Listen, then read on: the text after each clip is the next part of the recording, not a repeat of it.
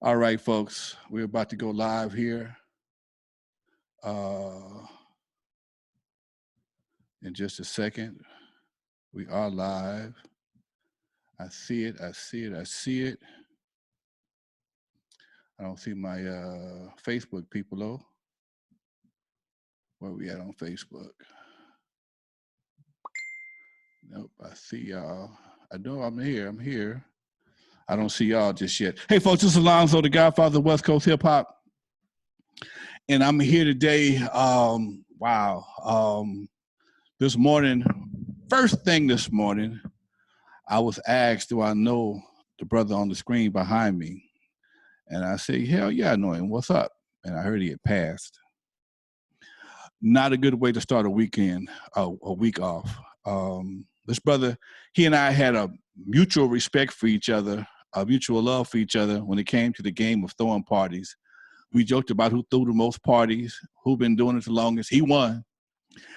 He definitely been doing it the longest. He's done more. He has definitely been an icon in the entertainment industry here in Los Angeles for years, done some of the best parties. And oddly enough, we never had a chance to go to each other's parties until this year. I ran into him right before he did his party, Christmas in July. And he blessed me with a ticket, and I had a great time there, hung out, saw a lot of people I knew, and it was really a homecoming for all the clubs I've ever ran, from Eve After Dark, Skateland, Doodles, my neighborhood, everybody was there. And he's always had that big smile on his face, the one that you see behind me right now. And as the word passed around today about him making this transition, nobody, I've never, as a promoter, I've never heard anybody say anything negative about Roland. And it's always been all positive, all love, all the time. In fact, Roland was the nominee for my nonprofit this year, Lyrical Revolution, as the promoter of the year. And unfortunately, he couldn't make it that day. He had another event he was doing, and he had to decline the offer. And so the offer will stand for next year as well. And he said, we'll see. Well, sometimes when you want to hear God laugh, tell him what you got planned. And that being said, today somebody gave me the idea, man, if you go live today, mention Roland. And I told him, I said, it's a good idea. I just might want to do a special live show for Roland. Roland meant a lot to everybody in Los Angeles area when it came to doing clubs, partying, hanging out the whole 9 yards. He gave some of the best events in the city. And I thought it would be a great idea. Well, it was given to me by my cousin. Hey man, you ought to do a show about Roland.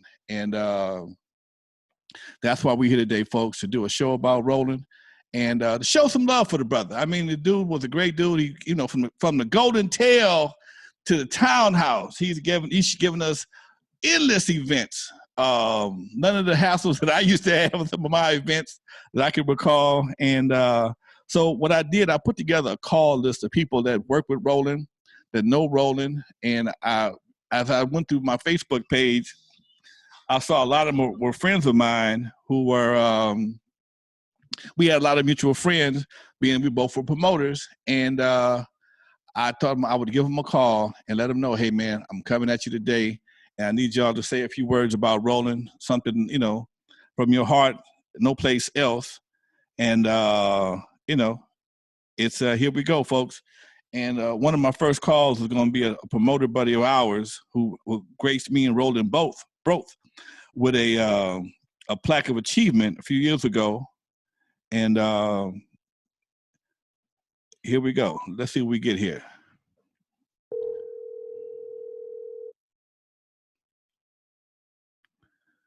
Hey, Ray, come here for a minute. Hello? Joe Jones. Yes, sir. Versatile Productions.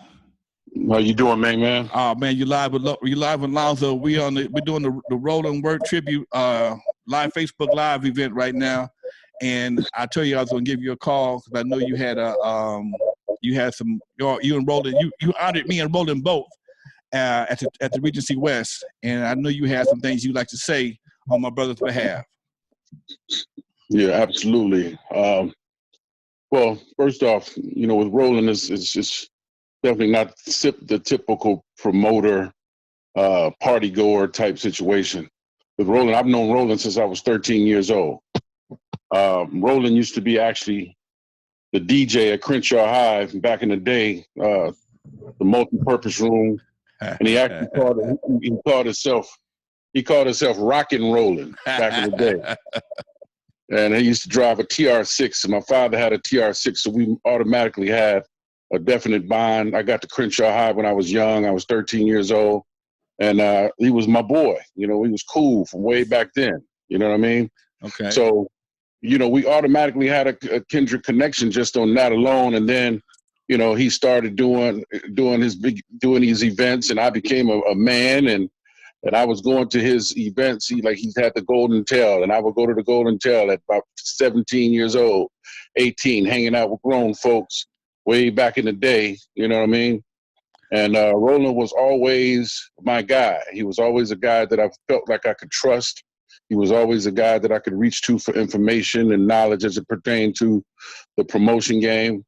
I would actually say he's been probably the only person that I counted on. I mostly did trial and error in the game and just got out here on my own and made it happen. But when I did need somebody to lean on, Roland was my guy. That's good. He's always been my guy. That's good to hear, Doc. Yeah, he's super cool cat, man. Coolest brother, one of the coolest brothers I've known, man, in the game. Yeah, had a heart of gold, man. He would never deny you. He's always there smiling, and he just had his whole little smooth way about getting around town, and he would always support everybody and other people's events and what have you. And I love that dude from the bottom of my heart, man. And when I heard that, of course it crushed me. You know what I mean? But it's like, once again, here we are living at a real, real tricky time. And I don't know if this is necessarily the best quality of life, that we got going here. So I'm okay. I know he's all right. I know that he's had a chance to damn near, he partied all the way through his life. All the way. Come on, dude. I tell people all the time, man, when you party for a living, it's hard to be mad, man. Yeah. Nobody had more fun than Roland. Nobody was more loved than Roland. I could definitely say for a fact that, time he's talked to me about stuff that I've had going on or whatever the case. He's tried to show me the high road. Sometimes I listened to him, sometimes I didn't. Okay. You know what I mean? All but at the end of the day, I saw how he rolled, and I admired him. I loved him for it. And, without a question, man, Lisa, wherever you are, my love, I send you my love, and the family, whoever else, if it's kids and brothers and whatever else is left in his family, his heritage. Shouts out to you guys, people like Mark Gaspard and other guys that I know have spent a multitude of years in Roland's presence. I just want to say that I have a lot of sympathy for your loss. He's definitely a loss to me, and I will say this right now: L.A. will never be the same. Right on, Joe. Thank you for your time, man. Stay strong, and we'll be in contact, Doc. All right, bro. Love you, man, and I admire you forever, man. Thank you, Doc. I appreciate that. Much love. All right. That was Joe Jones, Versatile Production, folks. We just sitting today, man, taking a little time out to show some love for Roland. Great brother. Did a lot for the city. Well known, well loved. Always had that big smile on his face, wearing them hats and them glasses. Sometimes I couldn't wonder how he saw that hat pulled down so far of his face. Shell of L.A. Hey, what's up, Alonzo? How you doing, brother? Oh, man, I'm fine, Doc. Just sitting here doing this live tribute for Roland today, Doc. Now, you were Roland. You were his favorite DJ. Well, I was one of them. Okay, I'd like to say I was honored to work with the brother. You know. All right on. I know you guys did the townhouse together on Sundays and some other things. And yeah, that was the most recent. The most recent was the townhouse, but we started back like in the late '80s. On a regular basis. Okay. But yeah, you go ahead and shoot your questions. And man, I'm just here, Doc. I know you guys work closely together. and I'm giving folks a chance to just express some feelings towards Roland and show some love here in the city, because the brother was well loved by everybody here in the city, man. Like I said, I can't think nobody had ever had anything bad to say about Roland, none of his events, and that's real hard in this city, man.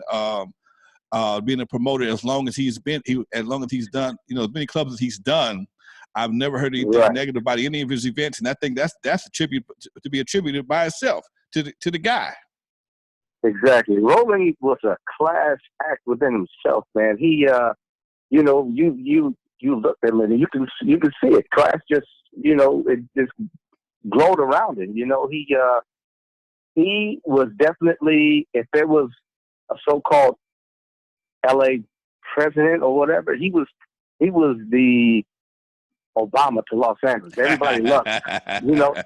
Like we love Obama. L.A. loved Roland just like that, man. Okay. It's like, he's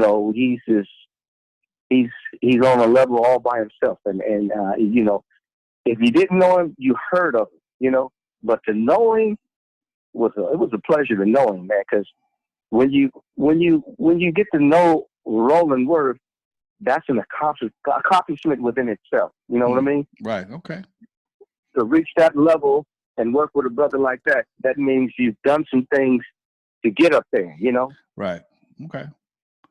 That's hey, man. Much love, Doc. Much love. I appreciate it. On the line, we have Shell of LA, one of the premier DJs in the city of LA. Worked very closely with Roland as lately as a townhouse on Sundays.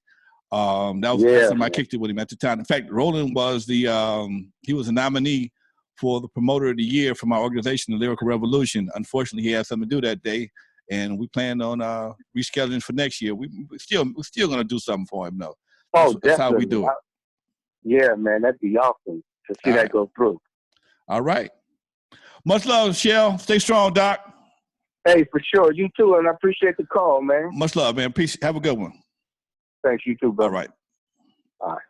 All right. Shell of LA, folks. Let me call my other boy here. I'm gonna get to. I got about 15 people who automatically said they want to be a part of this call.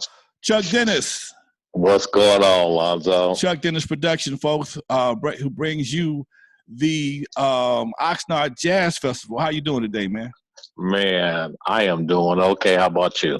I'm a little touched, man. I woke up this morning to the bad news about my man Roland. This kind of threw me for a loop, man.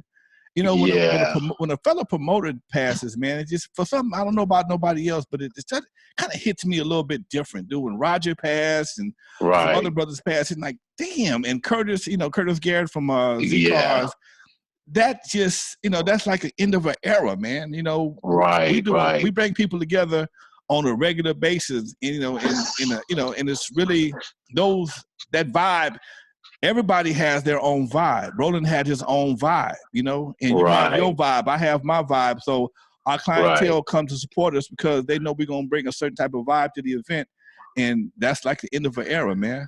Right. Well, not only with Roland, but I mean, the time that he's been promoting, man, it was like a good era in music itself. Yeah. You know what I mean? So that had a lot to do with it. And then, him being a really class act brother, it just really made, set the bar a little bit higher. I remember talking to him I just talked to him just a couple of weeks ago, man. And that brother could talk, man. We was just talking about the Oxnard Jazz Festival, and he went I think he came the first or second 2 years. He didn't make the last 2 years. Okay. But we just talked about some events. We never worked together, as a team. But I've been to a few of his events, and just had to give my hat off to that brother, because it was always a class act event. You know what I mean?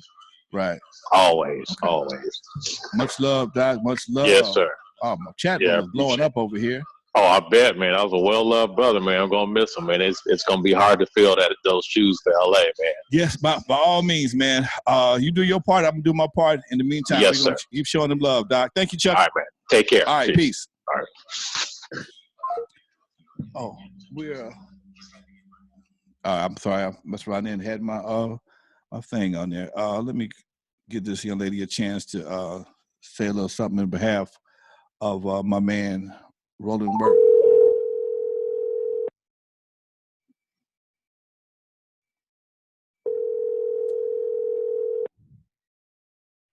Hello, Helene. I see Helene, Michael Clemens, Alonzo Fisher. What's up, Doc?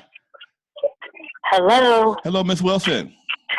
How are you, Alonzo? Oh, baby, I'm just trying to show some love for Roland here on Facebook Live. How you doing today? You said you absolutely. You're my first yes. caller. Go for it, darling. Oh, wow. I'm honored to be your first lady caller because there are many, many, many female vocalists in the industry, in this city. I mean, all around that Roland has given opportunities to, has worked with, and I'm honored to be the first one to call. The last time I got to work with him, I was the opening act for the Good Girls at Regency West when they were just starting back up First Fridays there. Wow. And I mean, I'm honored to know him, to call him friend, and just love and blessings to his family at this time. It's like crazy to even believe, Yeah. Okay. Well, hey, babe, what can you say? One of them days, I woke up this call this morning, kind of threw me for a loop, and my whole day has been kind of off. Yeah, absolutely. We weren't that tight, but we had a lot of respect for each other. And like I was told the last caller, anytime a promoter passes, that's the end of an era as far as entertainment in LA. And it just I was given the idea to do this tribute today, and I'm like, you know what, that's a great idea. I'm glad I see all the support online. I got people I'm gonna call, some more people I'm gonna call in a few minutes. So I'm keeping these calls kind of short, dollars. Give everybody a chance to say a little something. Absolutely, absolutely. Blessings and love to Roland Wirt. Much love, honor, salute to that brother. All right. And thank you for what you're doing, Lonzo. You're welcome, baby. Thank you, baby. I appreciate it. All right. All right, darling. Bye-bye. Who, folks, we are here live. You're live in Alonzo, the Godfather of West Coast Hip Hop. We're honoring the Godfather of promotions in LA. There's only two brothers that I can bow down to when it comes to promotions in LA. Roland is number one. JC2, John Carter, Proud Bird, back in the 70s, y'all. They were the ones that got us all inspired to get started in the promotion game. And so I definitely have to show some love for him as on the day of his passing, just to and give you a chance to express your feelings as well. So I got some phone calls on my list here, and I'm gonna try and get some folks from the chat line also. I see, what's up, Jill? I see Dexter, my man Patrick, Carla. Hey folks, I'm gonna get to everybody. I ain't got nothing else to do. Neither do you. I'm gonna get a minute to answer this call. If you don't answer, I'm gonna go to somebody else. Lonzo. Boy, you one more ring, and I was gonna let you go. How you doing there, Edwin? I'm good, man. How you doing? Oh man, I'm sitting here on Facebook Live. I'm doing a tribute, or we're doing a tribute to Roland Wirt here on Facebook Live, and I had a list of people to call, and you're on that list, and you were one ring away from getting cut off, but I'm glad you made it, Doc. Yeah. Hey, go ahead.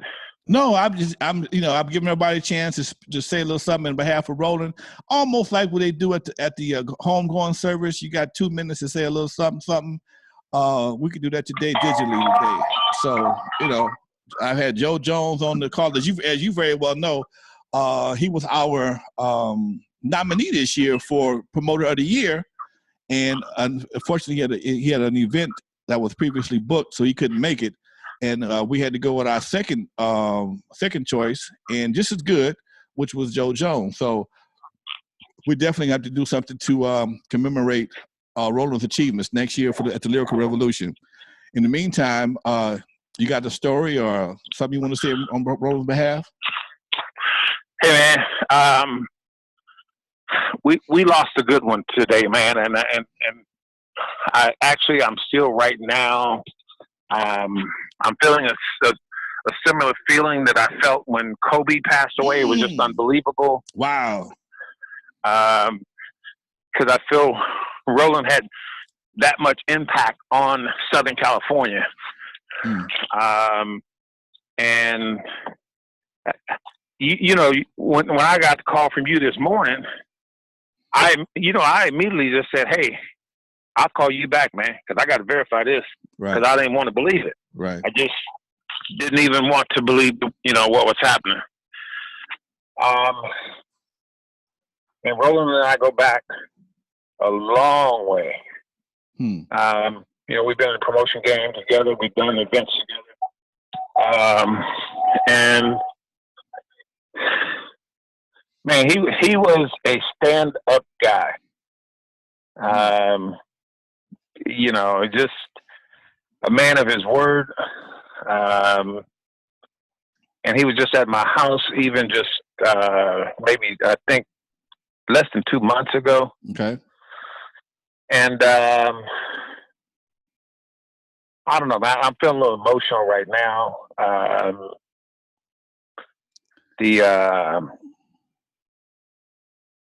I remember Roland before he started promoting, and when we had TR6s together. Yeah, a little Triumph TR6. Yep, he had a white one. I had a burgundy one. Wow, you don't see. And those this is no more. back. This is back in, I don't know, maybe 76 or something like that. Okay. And that's when we met. And then, so it's been a long journey through the promotion days. And he's more than a promoter to me. He's a dear friend of mine. And I know I'm going to miss him. Southern California is going to miss him. Yes, sir. And they just don't make him like him, man. He's always got a smile on his face, always a positive word. And he's somebody that I can say I love, man. And, I talked to Greg Thompson this morning. I talked to Arnold Turner this morning, some of the guys in the group from way, way back. And, he's going to be truly missed. Truly missed, Doc. That's like I was saying earlier. It's when a promoter is gone, man. It's the end of an era, Doc. Because he brought his flavor to his events. Everybody got their own flavor, and he had a special flavor. Yeah, and he knew everybody. He had a great memory for names and faces. That's for dog. He had me beat on that one, boy. Because he remembered faces and names like it was nobody's business. Yeah, I love me some Roland Wirt, man. And I want to give a shout out to his wife. And if there's anything that I can do, I'm here. And I don't just say that casually. I know we're on Facebook Live, so I won't tell my number here. Right. But I'm going to reach out to her. Okay. I just want to be there for her. I don't know her phone number, and hopefully I got it. If she wants to chime in on this call, I would love to have her. I didn't call her because I didn't want to disturb her at this time, but if she would like to be a part of this tribute, I would love to have her. So if you want to patch her in or something like that, that'd be fine. And if she don't come through, I understand also. So this is here just for Roland's his fans, his supporters, his customers, his vendors, all the folks who had love for the brother, and that's why we're here, Doc. I appreciate you giving me a call, man. All right, Doc. Edwin Voss, folks. My man, Edwin Voss, Uncle Jam's Army of Music, people. Much love to you, Doc. Thank you, man. Okay, take care. All right. Bye-bye. Oh, my God. One of those days, folks. One of those days. I see somebody just hit me up on my chat. I got his number. I called him earlier. And, hey, Bridget, how you doing, darling? What's up, Dana Dane? We're here showing some love for Roland Wirt. Yeah. What's up, Big D? What's going on with you? Oh, man, we're doing a Facebook Live tribute to my man, Roland Wirt, and I called you earlier today. I'm glad you're able to come chime in for a hot minute. Yes, sir. You posted pictures this morning, and it's all good, Doc. Talk to me. Man, that brother was the beautiful soul, beautiful heart, and everybody that crossed his path knows that. Right. He been doing that game for a long time. I met Roland back in the 80s when I started going to the Golden Tail. Yeah, that was my spot. And I just found out today he was messing with Uncle Jam Army. I didn't know that. I didn't know that either. I was in high school because, I was coming to your spot right there. Yeah, Eve after dark, maybe every Friday night. Yes, sir. And but I didn't know he was messing with Uncle Jam Army, man. That brother, man, knew everybody. Yes, he did. I was out of town with a client in Chicago earlier in the year when Terrence Witherspoon passed. Okay. And so when I got back in town, I got a call to work his funeral. Mm-hmm. And I'm there with his wife, Terrence Witherspoon's wife, at the day of the funeral, and Roland walks in with Howard Hewitt. Okay. Roland knew everybody. Everybody, man. He was the man. He was a rock star. Yeah. He was a rock star, and he's going to be missed. Yes. I called Howard today to see if he would be available. He hadn't got back to me yet. If Howard, if you're online anywhere, you want to chime in, I called you earlier. You got my number. Please come on. Feel free to give us a holler, Doc. It would always everybody. I got people to call. I'm calling people as we talk, Doc. Yeah. Oh, good.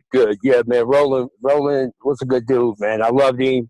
He always showed much respect to me. I had no problem paying to get in anything he had. He was just a genuine nice man. Yeah.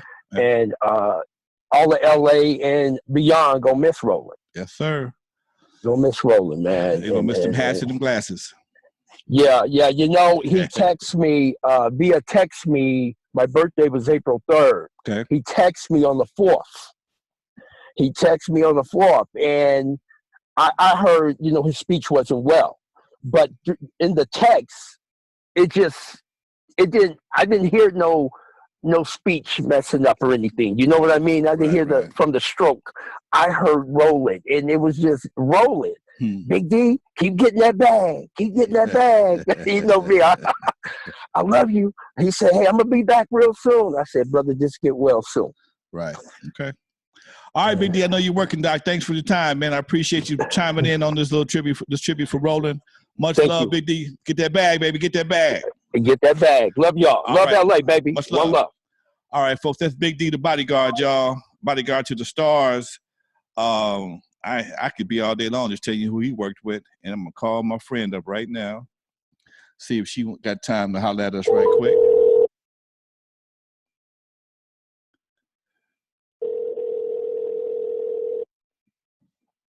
Where you at, darling? Where you at? If I have your number, let me know. I'll give you a call, folks. If I have your number, I'll be glad to give you a call. I'll be glad to holler at you. We're just showing love for Roland right now, folks. Hi.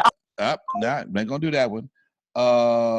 Let me see here. Let me call my other boy up right quick. Yeah, folks, we're live with Alonzo, the Godfather of West Coast hip hop. We are honoring my man, Roland Wirt today, folks. Some of y'all didn't know, so I put my post up and he had passed earlier tonight. And as a promoter, as a fellow promoter, I feel it's, kind of an obligation to do what I can to show some love for the brother. Here, this is what we're doing.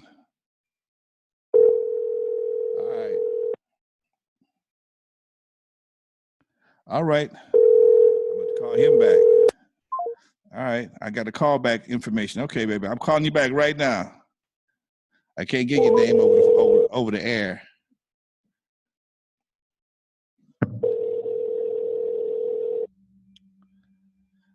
All right. I'm trying to hit you now.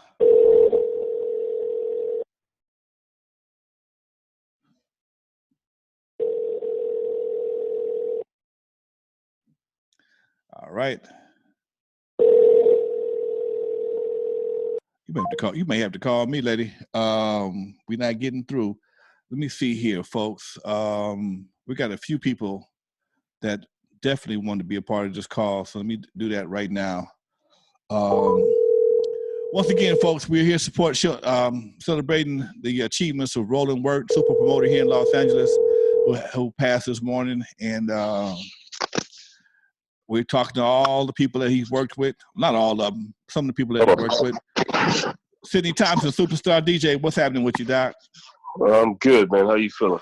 Man, I'm all right. The best of my ability today, man. You know, I was saying earlier, me and Roland didn't hang out all the time, but when we hung out, we had, you know, it was always a good vibe. And it's when a fellow promoter dies, man, or for me, a DJ or promoter, that touches me a little bit different, man. And that's why I'm sitting here today with the rest of these folks and doing a tribute on the life and times of Roland Wirt. I know you got had a lot of fun together. Y'all worked together quite a bit, and just thought I'd give you the opportunity to say a little something, Doc. Yeah, man. I've been doing this First Friday event for at least 10 years. Wow. And you know, I went sound, lighting, video, the whole thing. Okay. Been doing that with him. Whew, man, I can't even tell you a date. You know, since back in the day, setting up sounds for whatever DJ, breaking it down, putting it back in the truck, taking it home. Yeah. Good dude, man. Yeah. We're gonna all miss him. You know, and here we have two common denominators when we speak of Roland. Good dude, classy dude. Good dude, classy. Everybody said the same thing. And you done business with him. And, you know, as being a promoter sometimes, when you run short sometimes, you may have to do some negotiating from time to time. I have never heard anybody had to deal with that with Roland. No, I mean, he took care of business, man. But one thing he did do, he would give me gigs from his friends, which I like his friends. Okay. You know, anybody within that class of people, when you tell them a price, they didn't blink. Right. You know, they're his friends. Right. And so at one time, if I charged $500, $600, $700, $800, he would take $150 off the top. Oh yeah. So I had to tell him, I'm like, man, if you're gonna be taking my money, you gotta do something besides a referral. Okay. I said, what about get that deposit check? You know, get the full check. Do something. He laughed about it. And I never had to say that again, man. Okay. I said, if you're gonna play being an agent, go ahead. I mean, take it all the way. You get the money, you're getting your percentage out of it. Okay. And I never had to say that again, man. Every time he called me, he would drive to go get that deposit. Okay. Yeah. And then, you know, he took his part. But great dude, man. And I love working with his crowd, too. Okay. Hey, you know, he had a great crowd, man. You know, he kind of raised them, man. We've been partying with Roland, man, since the Golden Tail. Man, I was about 20 back then. Man, what was the name of the club at the Ramada Inn, Fox Hills? Oh man, come on, man. I know. Right, I can't think of the name of it, man. But to Contempo, baby. Contempo. Yes. Contempo. You're way back, man. Come on, man. Contempo. Hey, did you know that he actually DJ back then? I heard Joe Jones said he was calling himself Rock and Rollin' back in the day, man. I didn't know that. Today, man, that's what this call was for, man. Just to kick some good memories about the brother, man. He was a good dude, you know, and you know, drop some knowledge on him, man. You know, we just sitting here kicking it, and I didn't know he DJ'd. I thought he was just a promoter, man. Yeah, DJ, but I don't know. You know, I was just coming up then, so I couldn't say if he was good or not. Okay. But he started promoting, and he found his niche in the business. Well, you know what? Back then, it didn't have to be good. It was good was playing records back to back. That was a whole different time. Wasn't a bunch of scratching and blending. Yeah, you could blend a little bit, but not a whole lot. I mean, it was more or less keeping dead air, keeping the music going, keeping playing something decent. But you got to play the right stuff, man. Right. You got to play what keeps them on the floor. And back then it was Julian Jackson. Yeah. You remember the brother from the what was that, MCA Records? Lowell Silas, yeah. Right, back then. Yeah. Come on, dude. You know, Magic Mike, all them cats, dude. Right, exactly. You know, I read into a lot of these guys, man. Yeah, these guys. I did all the hard work when they just walked in with a piece of record. Took them heavy ass Serwin Vegas. Yes. Serwin Vega and 12 Creature Records made me retire. Right, exactly. I quit for about a couple of years till they started making CDs. I got back in the game with CDs. Yeah, I love the CDs, but now I really love it with the laptop. Oh man, life is a whole new normal. Yes, sir. Walking with a backpack. Yes. Hey man, can I say something? Go for it. Tomorrow night I'm having a big birthday party. You're like, how in the hell is he having a birthday party? 6 feet apart. check this out. We're gonna be at the Regency West. We got 6 of the top line DJs. Okay.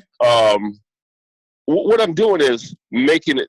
It's my birthday. I got to do something there. Okay. So what I'm doing, I'm gonna have my lights going on. Okay. It's gonna look like a real club.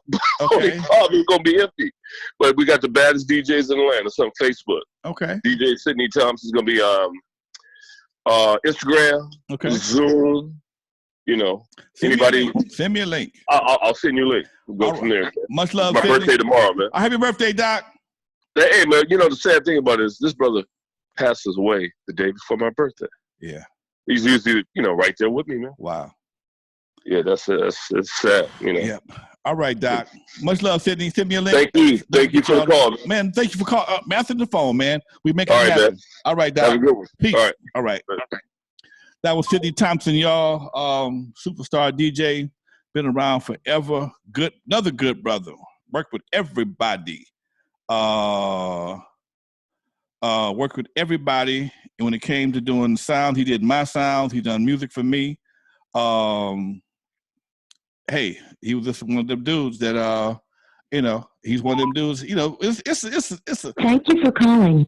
It's a circle of brothers that in this game that have always worked together at some level, one way or another. And and what I can honestly say, all of them are pretty straight players, and that's why we can still communicate and hang out 30 years after we started the game. 30 years for some of us. Jay King. Hey, Ron. How you doing, sir? Hanging out, Doc. Just trying to show some love to Roland Wirt. I have on the phone right now. I have my man Jay King from Club Nouveau. I'll keep on wanting to say Time and Social Club. I don't know why. Anyway, that's how far back we go. Hey, what's up with you, Doc? I'm good, man. I am just shocked. I didn't know Roland Wirt was even sick. Yeah, I know he was sick myself. The last photos I saw of him on Facebook was with Steve Gable and Mark Gasper and him together. Okay. And and because I'm not in LA as much because I'm in Sacramento because of the chamber, but anytime I see Roland acts like he just we just saw each other the other day. He never makes it as though he hasn't seen you. Right. Roland was just a cool cat, always sharp. I've never seen him when he wasn't sharp. I've never seen him when he didn't have a smile on his face. Right. And I've never seen him when he wasn't just cool. Hmm. And so this is a shocker. And it's a heartbreaker, really. And I guess Alonzo, I know we're getting older now. You know what I mean? Yeah. We still have young spirits, and so I look at Roland, and Roland was probably older than we thought he was. Mm-hmm. But when you see that kind of spirit, you never think it's going to ever go away. And really deep down inside, you never want it to go away because Roland was still young and vibrant. Right. And happy. Right. And so it's a heartbreaker, it's like, wow, Roland Wirt, he's just a part of the fabric of entertainment in LA. I know, we're musicians and such, and, we make records and all, and, but he was a star in and of himself. You know what? That is kind of different. He was a celebrity among celebrities, and he didn't sing, rap. He say he DJ. I'm learning today he DJ'd, but he just he made it happen. He was he was an MC. Was he MC? No, you know what? He was a promoter. He was a party host. He hosted. So when I first came on the scene in LA, so you're looking at 1986, right? Okay. So Roland Wirt's name, Mark Gasper, their names were synonymous with the party, with what was happening, what was going down. Okay. They made it happen. And so, and once you got into that crowd, if they was in, you was in. And so, and that's what I loved about Roland. He was just a cool cat. Anything that was happening in Beverly Hills or right. Hollywood. It was him and Mark Gasper that, you know, Roland Wirt, Mark Gasper, they, you know, going synonymous with each other. And to some degree, I want to say Steve Gable. Okay. So, I think that the appreciation that's being shown for Roland, I think is wonderful. But I think what's even more wonderful is the appreciation that people show Roland while he was alive. Roland Wirt knew that people loved him. He knew that he was respected. And he knew he was appreciated because I just think people he was just the kind of person that you had to open up and be like that with because he was that way. Yeah, that's true. You know, so, man, it is it's a sad day, but, you know, and at the same time, you know, it's a sad day because we want people that we love to be around forever, but it's, you know, it's also an interesting day because now, you know, our mortality is right in front of us when we see him. And so the hope is that the same love that he gets on his way out on this life ride, man, I hope that when it's my time to go, that people show the same kind of love to me because one thing is happening that all the love that people have for him is on display. That's true, Doc. Very true. Yeah. All right, Jay King, much love, Doc. Thank you for taking the time out to speak on Roland's behalf. I don't have Mark Gaspar's phone number. If anybody know Mark and you got my number, please have him give me a holler. I know they work together a lot. I spent a lot of I was trying to connect some folks today. I didn't get his number, but I'm calling folks all over the country. I just got to hit him from Texas. All right, Jay, thank you very much, Doc. Thank you for calling me, sir. No problem. Much love. Peace. All right, folks, we're showing love for my man Roland Wirt today. One of them days, folks. One of them days. I'm sitting here trying to dial numbers, and folks who know my number hit me up, and that's a good thing. I'm glad to do that. I'm glad to be able to sit here and show some love for the brother and allow y'all to participate in that. Girl, I got your old number. Tanisha, I have your old number. You sent me a good number. I'm gonna call you back again. I see it. Hold on there. Hopefully I'm gonna go nowhere before I get a chance to call it. I see it. I see it. Now you're gonna be all over the internet. All right, y'all. We got a call from Texas. Hey, hey. Hey, what's up, Tanisha? How you doing, dear? I'm doing amazing, and I'm sad about this day, but it's a part of life. Yeah, yeah. And, you know, it's just, it just lets you think about, like Jay was saying, about our mortality, and you just have to think about the legacy that you leave behind and how you live day to day. Yeah, it ain't nothing personal, but it is personal. It is personal, but it's not personal. Absolutely. Yeah. Absolutely. And where you in Texas, right? Yeah, I'm in Dallas, Texas. Okay. All right. How did you know Roland? You know what, let me tell you something. I met Roland when I was 17 years old. Uh-huh. I was walking down the street one day. Okay, I think, you know what, I'm not sure if it was a Fiat, but he had this little bitty car. It was like a Fiat. No, it was a TR. I just found out it was a TR6.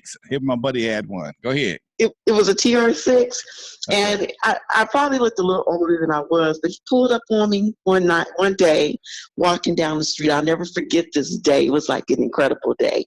It was like 8th Avenue and 43rd Street or something. And he pulled over, and he started talking to me. Probably, like I said, thought I was older than I was. Uh-huh. But we started chit-chatting, and the conversation went on, and I tell you, this conversation probably went on for more than an hour. Okay. In that one spot. And I'm pretty sure he realized that I was a lot younger than I was. Uh-huh. Said something really young. Go ahead. Really young. But the man was a gentleman. and I was probably a troubled teen at that time. Mm-hmm. And he took time with me, and he was an angel spirit at that time. Okay. You understand what I'm saying? I got you. And it was more of a spiritual connection that was necessary, and he was a blessing for me at that moment. And that is how I met Roland Wirt. Okay. And this is a situation that could have probably turned out it could have turned out many ways, but it didn't. Okay. And I actually, at that time, it was a little different. It was in the 80s. It wasn't as bad as it is today, but anything could have happened to me and he could have been anybody. And he actually gave me a ride home because we stood there and talked so long. And he was an angel spirit. It was a very innocent conversation.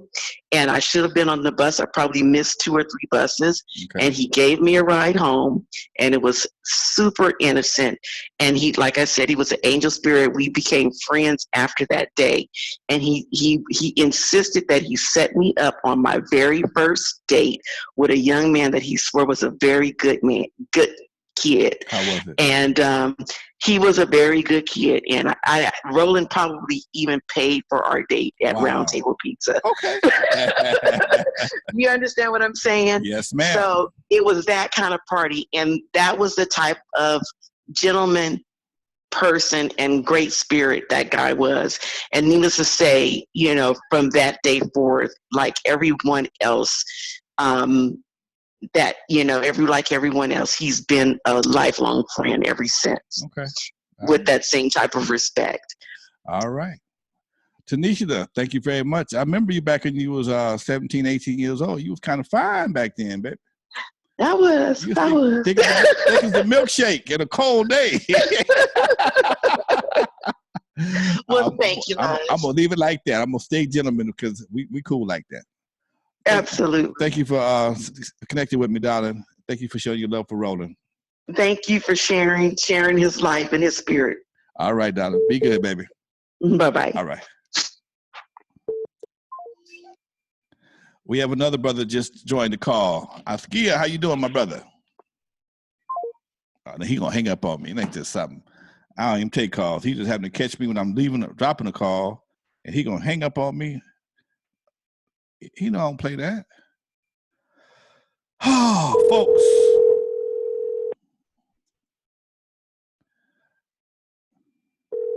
All right. Yes, sir.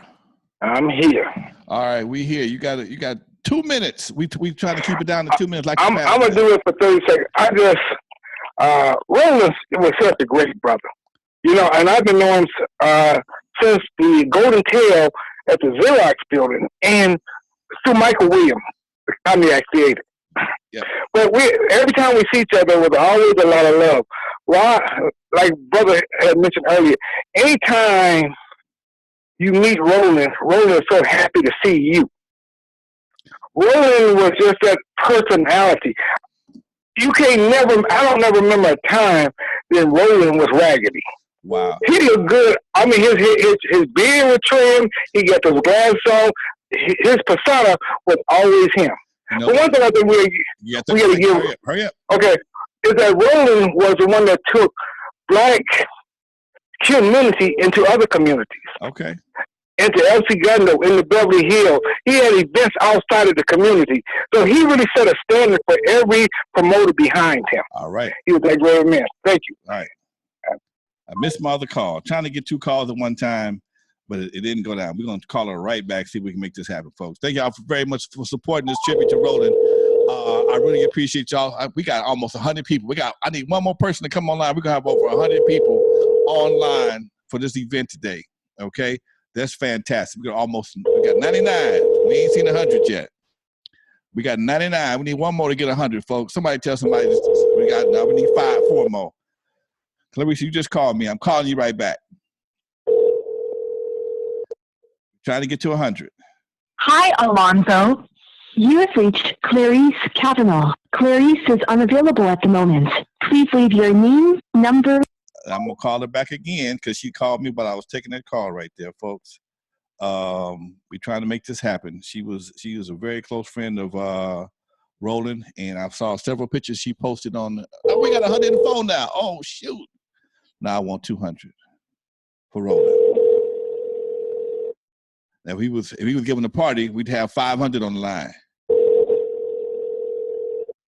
All right, I'm trying to call you, darling. I'm trying to call you right now.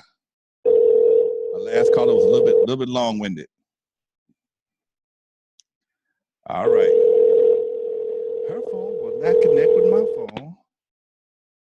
Hi, Alonzo. Not working. All right, folks, we are live with Alonzo, the Godfather of West Coast Hip Hop, showing love for my man Roland Wirt, folks. Showing love for premier promoter.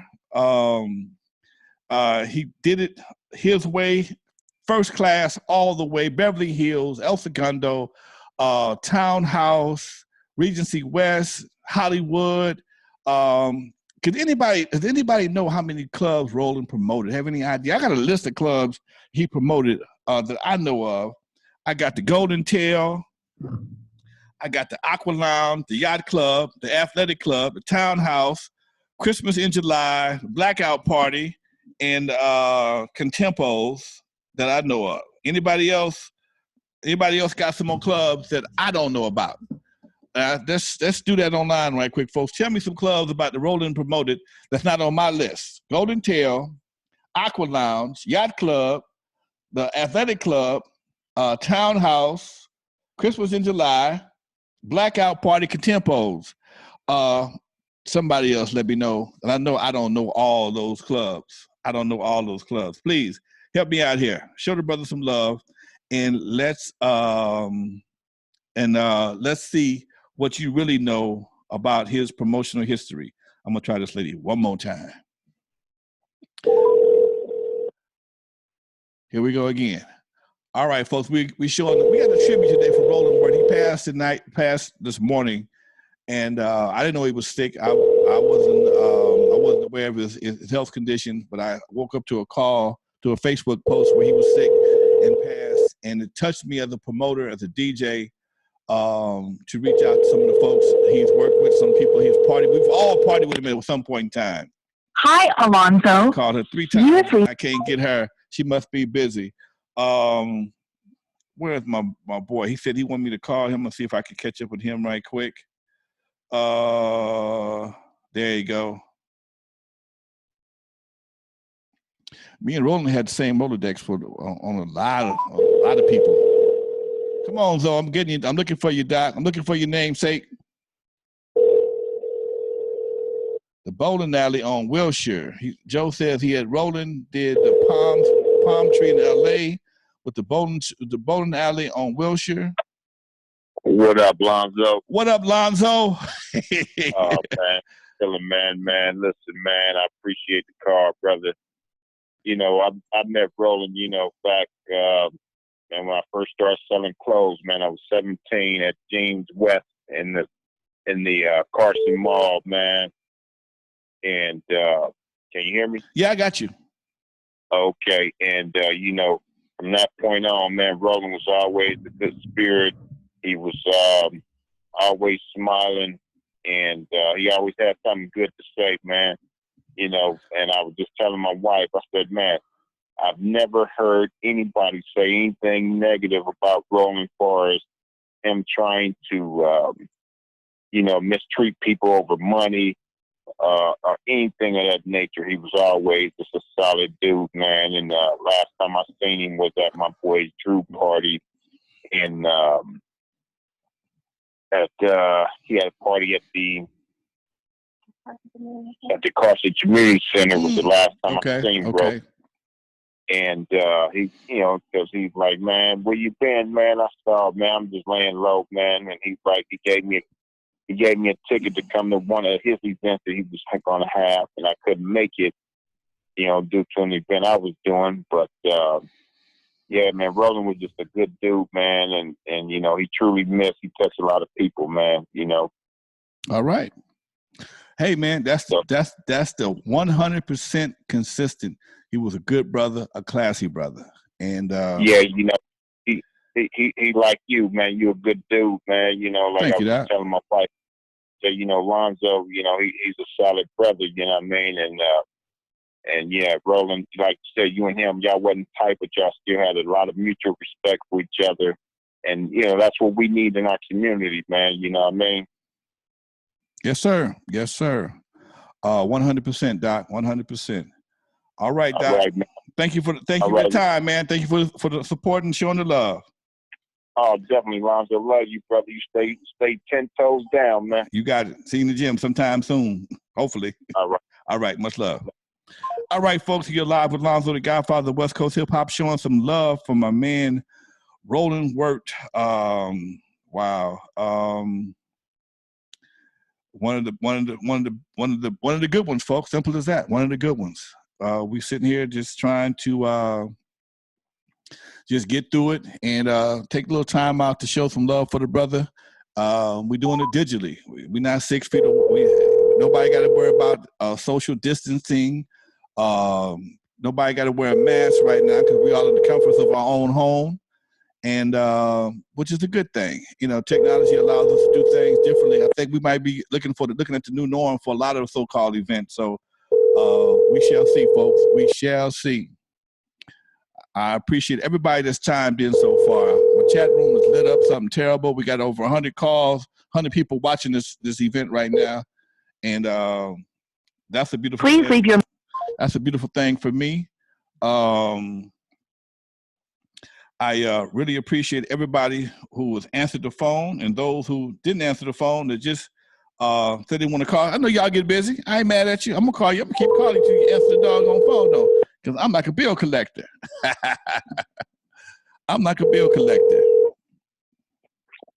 Hello? Alvon Woods. What's up, Doc? Uncle Jam's Army. How you doing, my brother? I'm doing all right, man. Hang in there. Yes, we're doing a live tribute for Roland Wirt here on Facebook Live, man. I know I saw your post earlier today on Facebook with all the pictures, and I thought I'd give you a call, give you a chance to say a little something on my brother's behalf. Man, we go a long way back when I was doing this promotion thing, man. And it's like a fraternity, man, with the DJs and the promoters and stuff in LA City. So losing people like him is like it hurts like a family member. You know what I'm saying? You know what? You're right. That's what it's like, man. It's a fraternity, and that's why it bothered me so much when he passed, man. Because that's another brother that's he can't do the stomp no more. You know? Right. And so go ahead. We all family. Even the ones who stop DJing or stop promoting, you still feel that pain of losing somebody in the family because we all knew each other. Right. I got hooked on Roland's first Fridays in the marina.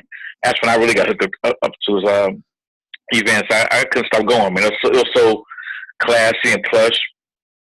Classy folks, of course, sitting on the ones and twos doing this thing. So it was popping pretty tough. Okay. And every time I see him, it's like I've been on him for like 30 or 40 years. That's how we shook hands and spoke. And like everybody says, he's a classy dude. He's a good dude.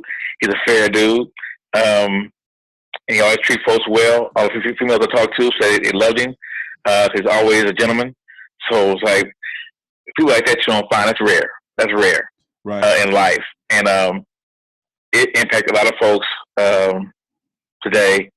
I was in tears for a few minutes. I had to get myself together for this phone call here. So I'm doing better. So, but yeah, he'll be missed, man, because nobody can do it like him. No, nobody. He was one of a kind, Doc.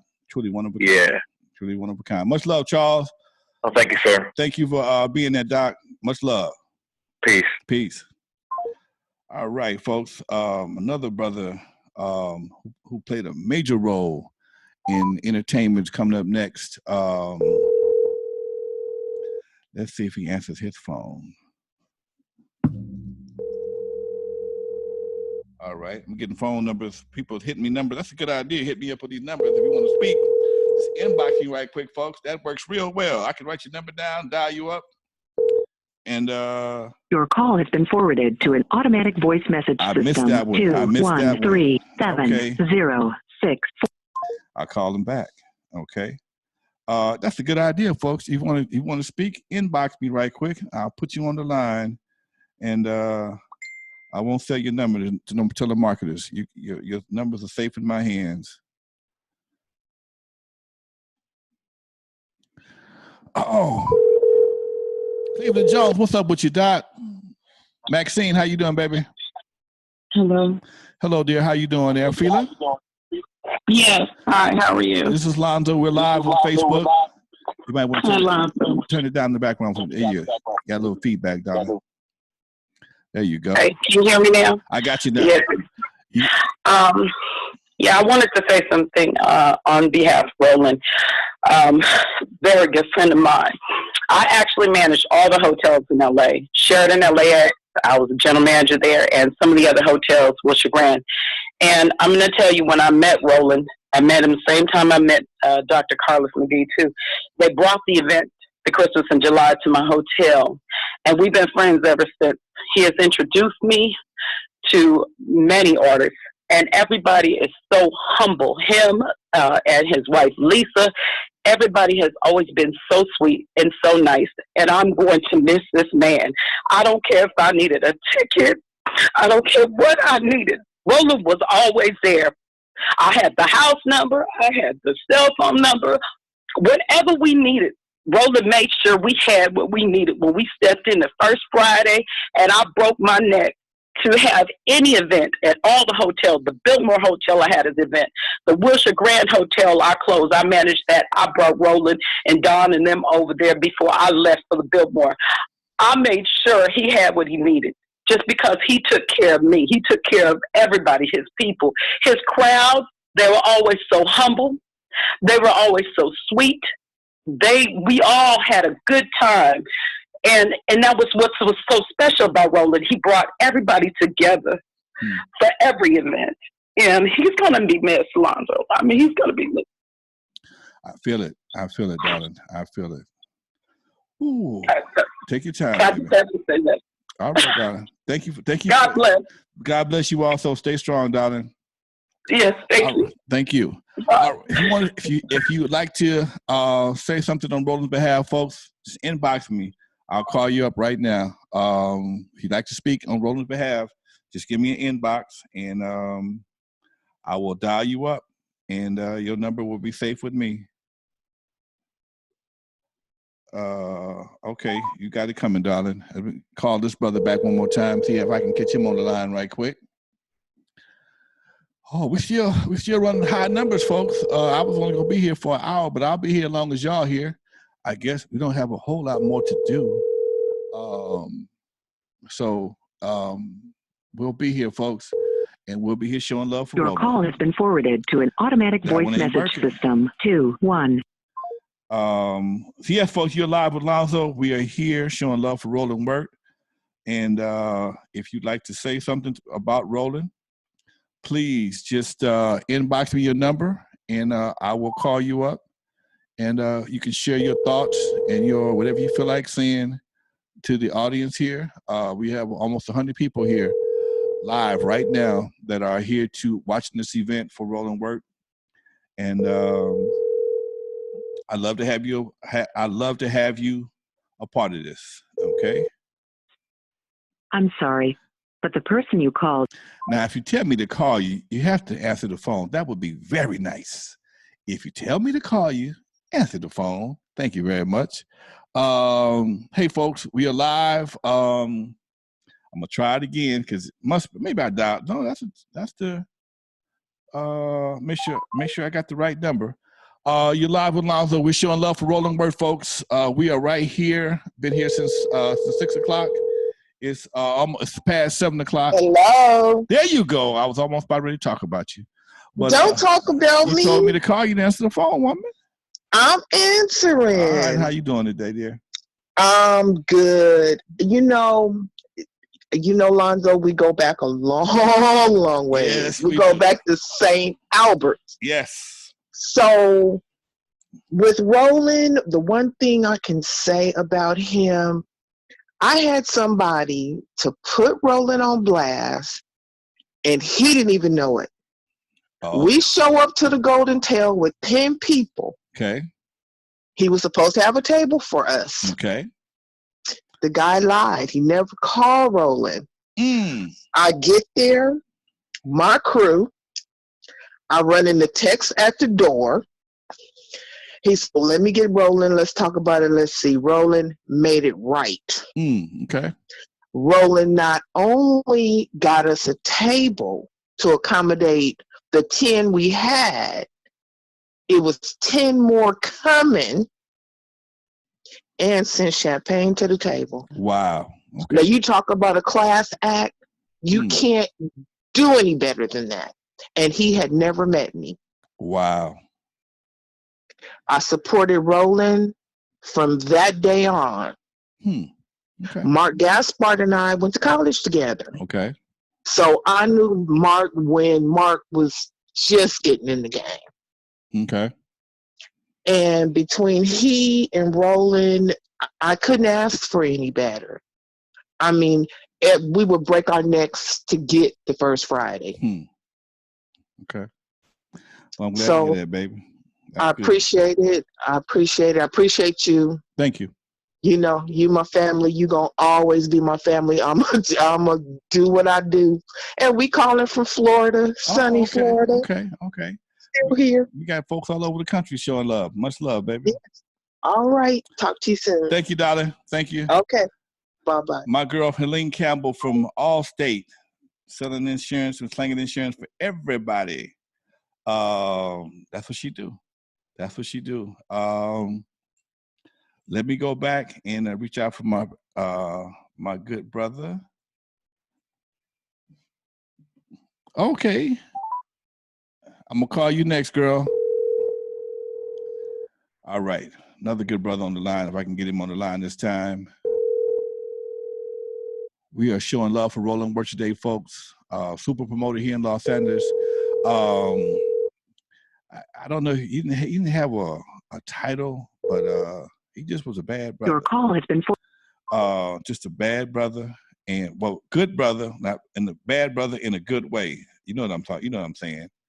So as we sit here today, and we're all devastated by his passing, we're all taking time out to show a little love for him because that's what he would have done for us.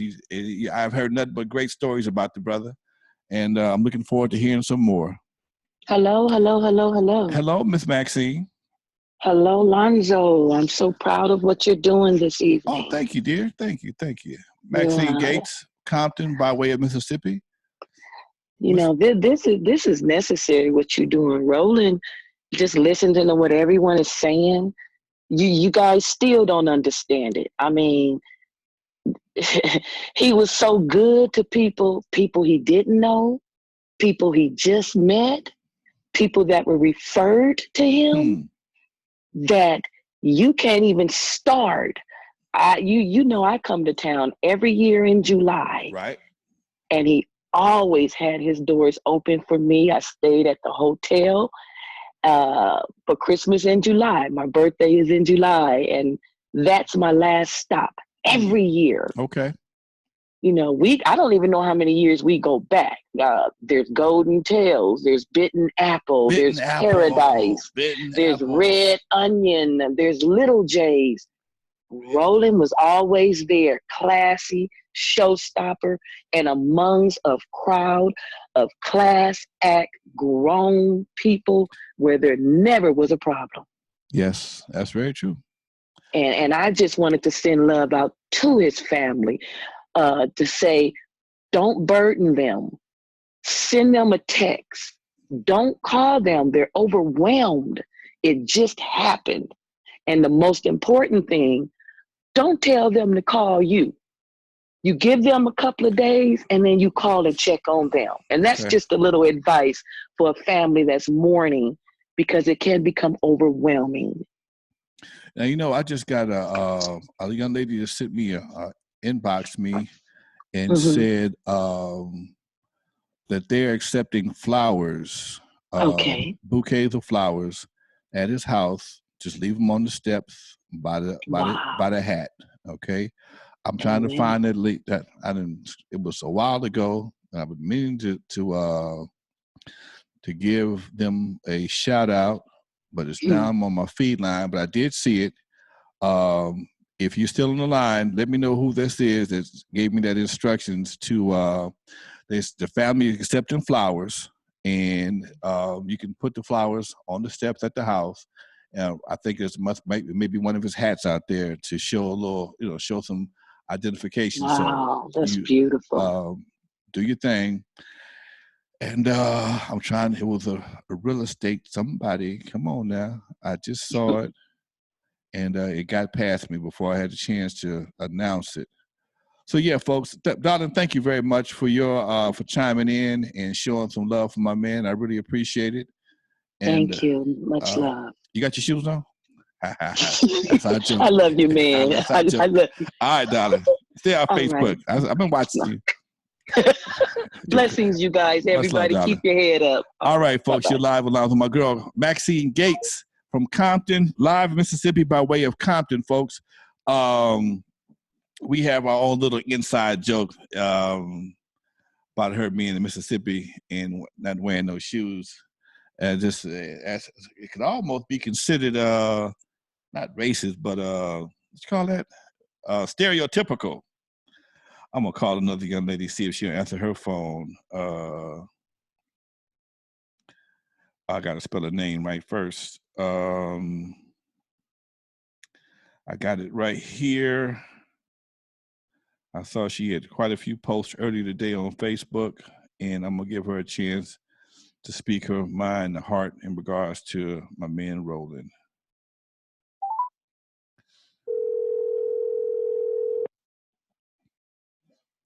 Anybody else would like to join in and say something on Roland's behalf? I'm gonna be here a few more minutes, and you're welcome to. If you inbox me, I will drop your number. That ain't her. That's her voicemail. I tried to call you, but you didn't answer the phone, so I got to go to somebody else. I'm gonna try this other person again. I'm going back right now, folks, to try to make some connection for those who didn't pick up the first time. I may have missed you. I'm gonna give you a chance again to connect with us. They said they want to connect. I'm gonna give you a chance to do just that.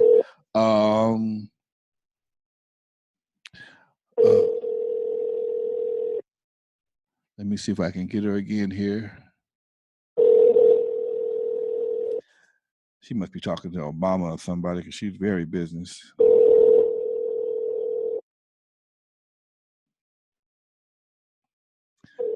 She's always busy. I'm trying. Okay, here we go. I see the lady I'm looking for right now. She just hit me up, and I'm going to give her a call right now.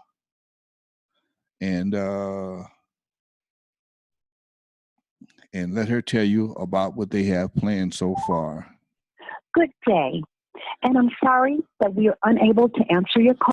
Lynn, answer the phone, dear. I'm going to try it again. Good day.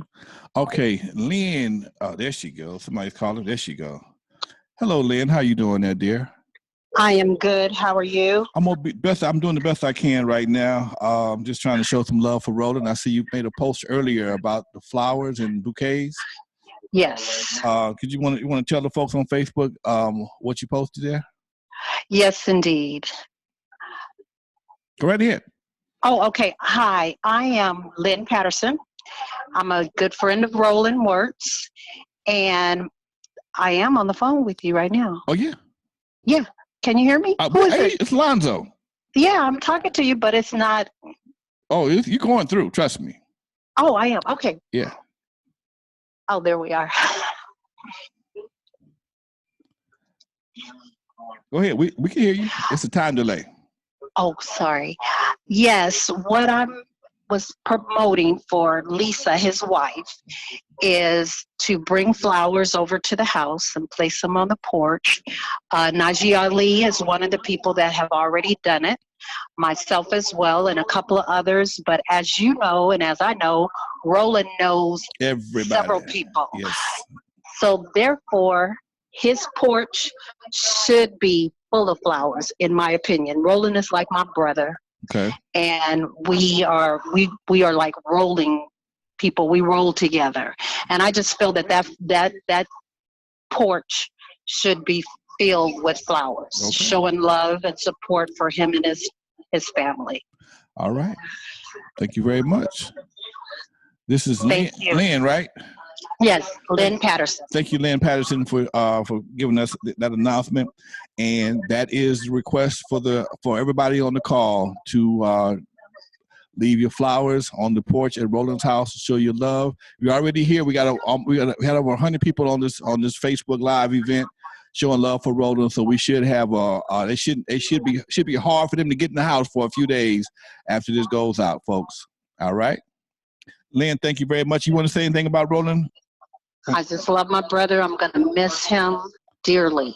All right. I love Lisa, and I appreciate what you're doing, Alonzo. Oh, thank you, Lynn. Thank you very much. I appreciate you recognizing that. All right, Lynn. Thank you very much. Stay strong, dear, and please, y'all, put some flowers on Roland's porch. Show your love for my brother. And thank you once again, Lynn. All right, folks, you're live with Alonzo, the Godfather of West Coast Hip Hop. We're talking about Roland Wirt, a great brother here in the community, a promoter, brought entertainment. First Fridays for decades. And I'm looking at the list, folks. I'm looking at the list, and some clubs, most of these clubs I went to, I'm going to get back to you. I got a call here. All right. Hello, my brother. Hey. All right, on the line, we have another LA super promoter, brought you comedy back in the day at the Comedy Act Theater, Regency West, another venue that Roland promoted, Mr. Michael Williams. What's up, Michael? Hey, how you doing? How's everybody else doing? Man, everybody's here. We got about 100 people on the line right now watching this Facebook Live tribute to Roland Wirt, and I'm glad I was able to get you online to just say a little something in my brother's behalf. Right now? Yeah, you on. Oh, okay. Roland and I go all the way back to February 1968 when we first started Crenshaw High School together. Wow. And, one of my fondest memories is the fact that we were almost the same height. And he stopped right there in high school and I kept going. Okay. But he's always been a good brother, somebody committed to just being honest and fair and open and always in my corner no matter what, and everybody else's corner, because he was Roland Wirt. Okay. And he is truly going to be missed by all of us because, in some form or fashion, he actually touched all of us. That's why we are all on the line now. And I am really grateful for the fact that I had a chance to know him, right, and to have spoken to him just a few days ago. Okay. So, his passing touches me, deeply. Another brother mentioned earlier that being a promoter or DJ here in the city is like being a part of a fraternity, Mm-hmm. We don't hang out all the time, but we all have a mutual understanding of what it takes to make an event happen. And that's a special feeling. And when our first thing this morning, I was hit with the news of Roland passing, and it just messed up my whole day. I mean, like I said, I don't have the stories that you guys have, but the interaction that we've had over the years, it really affected me. And when Askia, my cousin, gave me the idea to do this Facebook Live event, I was like, that's a good idea. And that's why we're here today. Show some love for the brother and give some people a chance to speak on his behalf, and just do something for a brother who does stuff for people all the time, man. So here we are, Mike. Yeah. And you're in Vegas, right? Yeah, I'm in Vegas. So we've had calls from Vegas, Mississippi, Texas, Florida, all over the country, folks. And that's real love there. That's real love. Wow. Yeah. Wow. Okay, Mike, thank you very much, man. I appreciate it. Everybody here appreciate this. Michael Williams, Comedy Act Theater. Mikey, where you working on the book right now, right? Yeah, book and documentary, the framework for the documentary, and it's all about the Comedy Act Theater, that whole genesis of how organized Black comedy came together starting back in 1985 and launched all the major careers of all the, for the most part, all the major comedians that are doing extremely well right now. And it helps cement Black comedy's existence in terms of it being, the dominant beast that it is today, because since the Comedy Act started, there hasn't really been another club in this country or another group of comedians that has come on as strong as those that came from the Comedy Act Theater. And I'm talking about from all the clubs that I had, which were in LA, Atlanta, Chicago, and Oakland.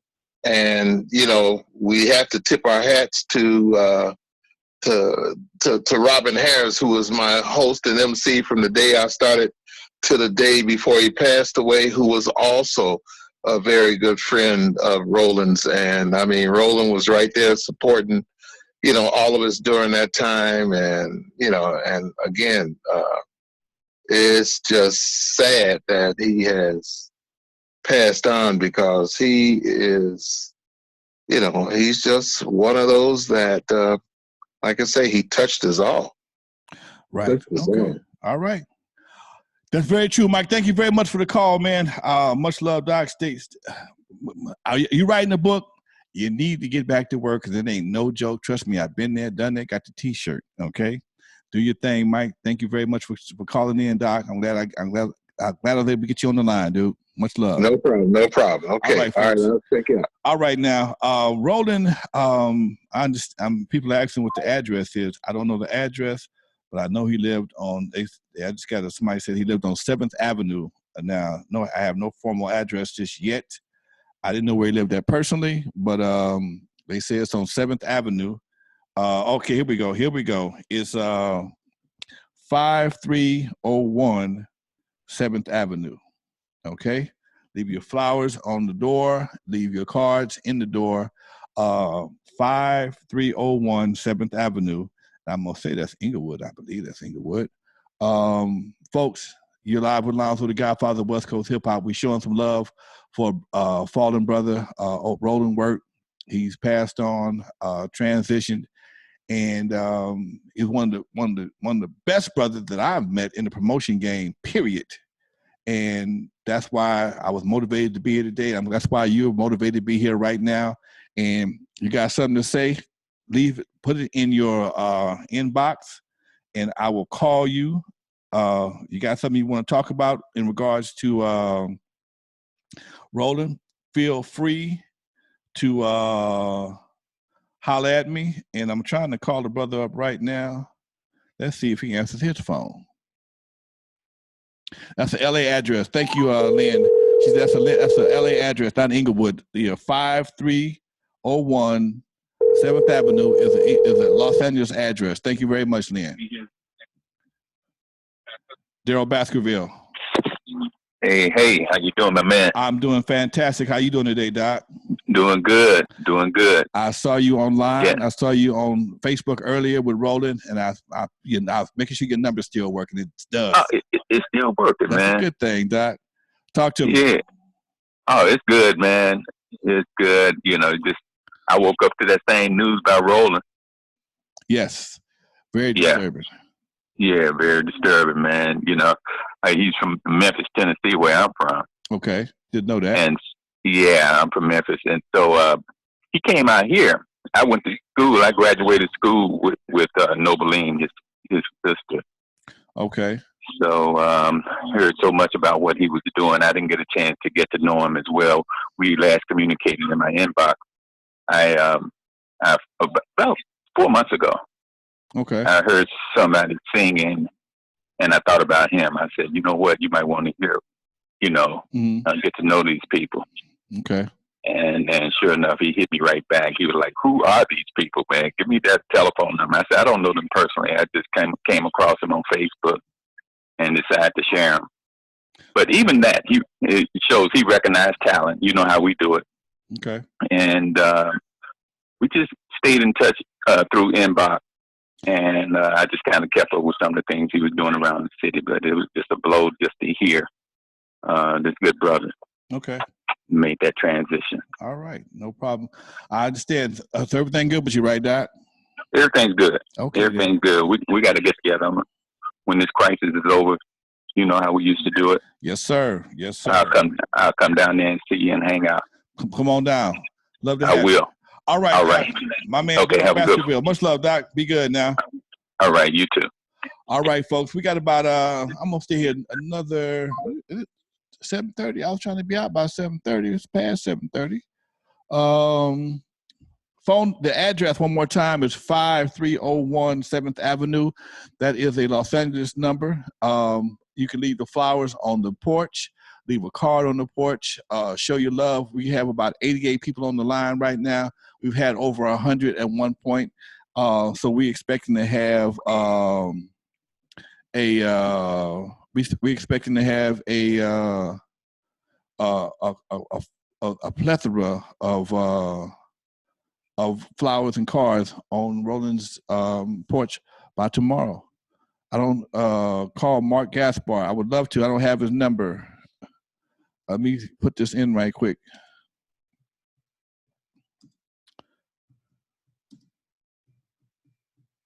All right.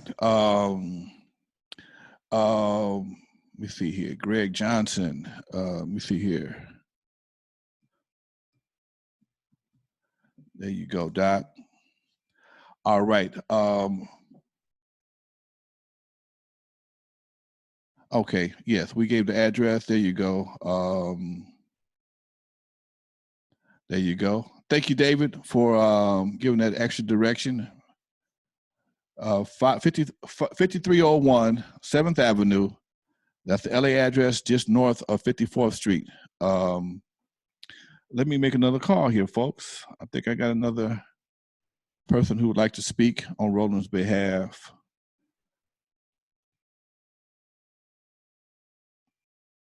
Thank you for the connect, Greg. Much love, Doc. Thank you for the connect. Alonzo. Mark, how you doing, Doc? How you doing, Frat? Man, just trying to get through it the best way we possibly can. Showing some love for Roland right now. How are you? Good. Okay, hold on a second, Alonzo. Do your thing. So are you doing this live thing? We're live right now. You are live as we speak. Oh, we are? We are live on the air right now, folks. We got 100 people on the line right now listening to us talk. Oh, excellent, excellent. I'm glad to be part of it. This is Mark Gaspar, his business partner, good friend. Yes, sir. Talk to us, Doc. Well, most folks don't know, but me and Roland grew up on the same street. Okay. 7th Avenue in Los Angeles. He lived at 52nd. I lived at 48th. Okay. And from 12 years old, I watched Roland drive a little TR6 with a crate of records on the back of it. Okay. And inspired me to want to be involved in entertainment. Okay. And from there, I think his first gig as a promoter was Quality 4 at the Jockey Club in the Marina Del Rey. Okay. Him and Arnold Turner and Junius Taylor and Greg Thompson. Okay. And you know, this is, you know, they kept on inspiring me, and it was him that brought me into this business to even begin. And we were running ever since until I took a 9-year hiatus. And then he drugged me back in it again at the Aqua Lounge. Wow. But I'm so devastated today because of, I talked to him yesterday. And he said he wasn't feeling well and that it was, you know, a bad day for him. And I told him to, well, get some rest because he had, you know, had some problems. He had been in the hospital for a heart condition. Okay. And, man, it's tough to talk about, to tell you the truth. Right. But, yeah, he had a really tough time about a month ago and was in Cedars for 2 weeks. And then, I believe, you know, he might have had a stroke while he was in the hospital after that. That's something I heard. I've heard something like that. Yeah. Yeah, because he had a speech impediment after he got out. He talked better in the hospital than he did when he got out. Okay. And so, you know, we just staying in touch with him, keeping his spirits up. Yes. Okay. But there's so much, I mean, decades of different clubs and events that we produced together. And, you know, he always counted me in, and I always was there to back him up. Okay. So that's what good friends are for, man. Yeah, it's a tough day today, and I'm sure it's tough for a lot of people because he loved everybody. Man, I have not heard not one person had anything bad to say about Roland, from the vendors to the ladies. He's always been a gentleman, paid his bills on time, greeted his customers with a smile. The boy had some great customer service. Oh, he loved everybody, man. It's very rare that you ever saw him with an attitude. Okay, very rare that he got his hair raised up with little hair he had left. And he was great like that, and that's how we work so well together. Because I would handle the infrastructure and the business side of things, and he could go out there and network and smile and shuck and jive. So we had a great working relationship. And man, I can't wait till this whole time period is over, because we're going to need to do a really good memorial for him. Yes, sir. Yes, sir. Yes, sir. And were you with Alonzo, how have you? Excuse me, go for it. Are you rolling at the Golden Tails? So I didn't do the Golden Tail with him at that time. I owned a restaurant nightclub called the Bourbon Street Grotto. Okay. And yeah, I was a little mad at him because of that, because he was supposed to. I wanted him to join me in ownership. Okay. Now I'm making a list of all the clubs Roland promoted and ran back in the day. I got Golden Tail, Aqua Lounge, Yacht Club, Athletic Club, Townhouse, 4th of July, Blackout Party, Contempos, Paradise, a club. Flanagan's. Oh, that was my spot right there. Oh, Okay. Monday nights, come on, man. Like, a lot of people don't know, we created Friday nights at Fridays behind Flanagan's. You remember when that was hot? Yeah. That was us. We did that. Man, look. Yeah. Y'all was at Flanagan's on Monday night, right? Was it Monday night? It was Friday night. Flanagan's on Friday nights. Okay. No. Flanagan's, we did Sunday night sports night. Okay, right. It was Sunday. Okay, my bad. My bad. But we enjoyed the marina. Thank you, Carlos. We enjoyed the marina so much. Because black people didn't go to the marina. No. We didn't go to Hollywood at that time. I mean, we were breaking barriers down. Yeah. And stereotypes that it was, we were at Mavericks Flat, So when we got to the marina, people, flocked, and the rest is history. It took us a while to get it going. We used to walk down Venice Beach in those dolphin shorts. Okay, I gotta find those photos. Okay. But we would get people, and people would literally come from the beach right into Flanagan's. Wow. On Sunday nights, it's the first time that we had black clubs doing over 1,000 people a week. I was one of them too, boy. I was one of them. Cause see, Paradise and they came afterwards, yeah. Yeah, Paradise and Flanagan's worked for me because I had to eat after dark on Friday and Saturday. I couldn't go no place else. But on Thursdays, Paradise, and Sundays at Flanagan's, it was some. Did he do Jackie O's? Was he doing Jackie O's? No, we did Hollywood Live. Hollywood Live. Yeah.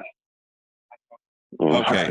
That was an amazing little setup. Hollywood Live, we were in competition on Thursdays with Paradise 24 for a while. Sir. And then we switched it to Saturday nights. Archers and I had an agreement, and we just told them, well, we got the Saturday night, so we're going to let it go. I think one of our biggest accomplishments, which I'm sure Greg, Philippe, all of them will tell you, when we had Club 836 going on Highland and right there. At 836 Highland, yeah. I love that joint too. Yeah. I had to park in the gas station. Go ahead. Yeah, well, we had that going, and then Greg and Artris and them wanted to open Wall Street at the El-Ray Theater on the same night. Okay.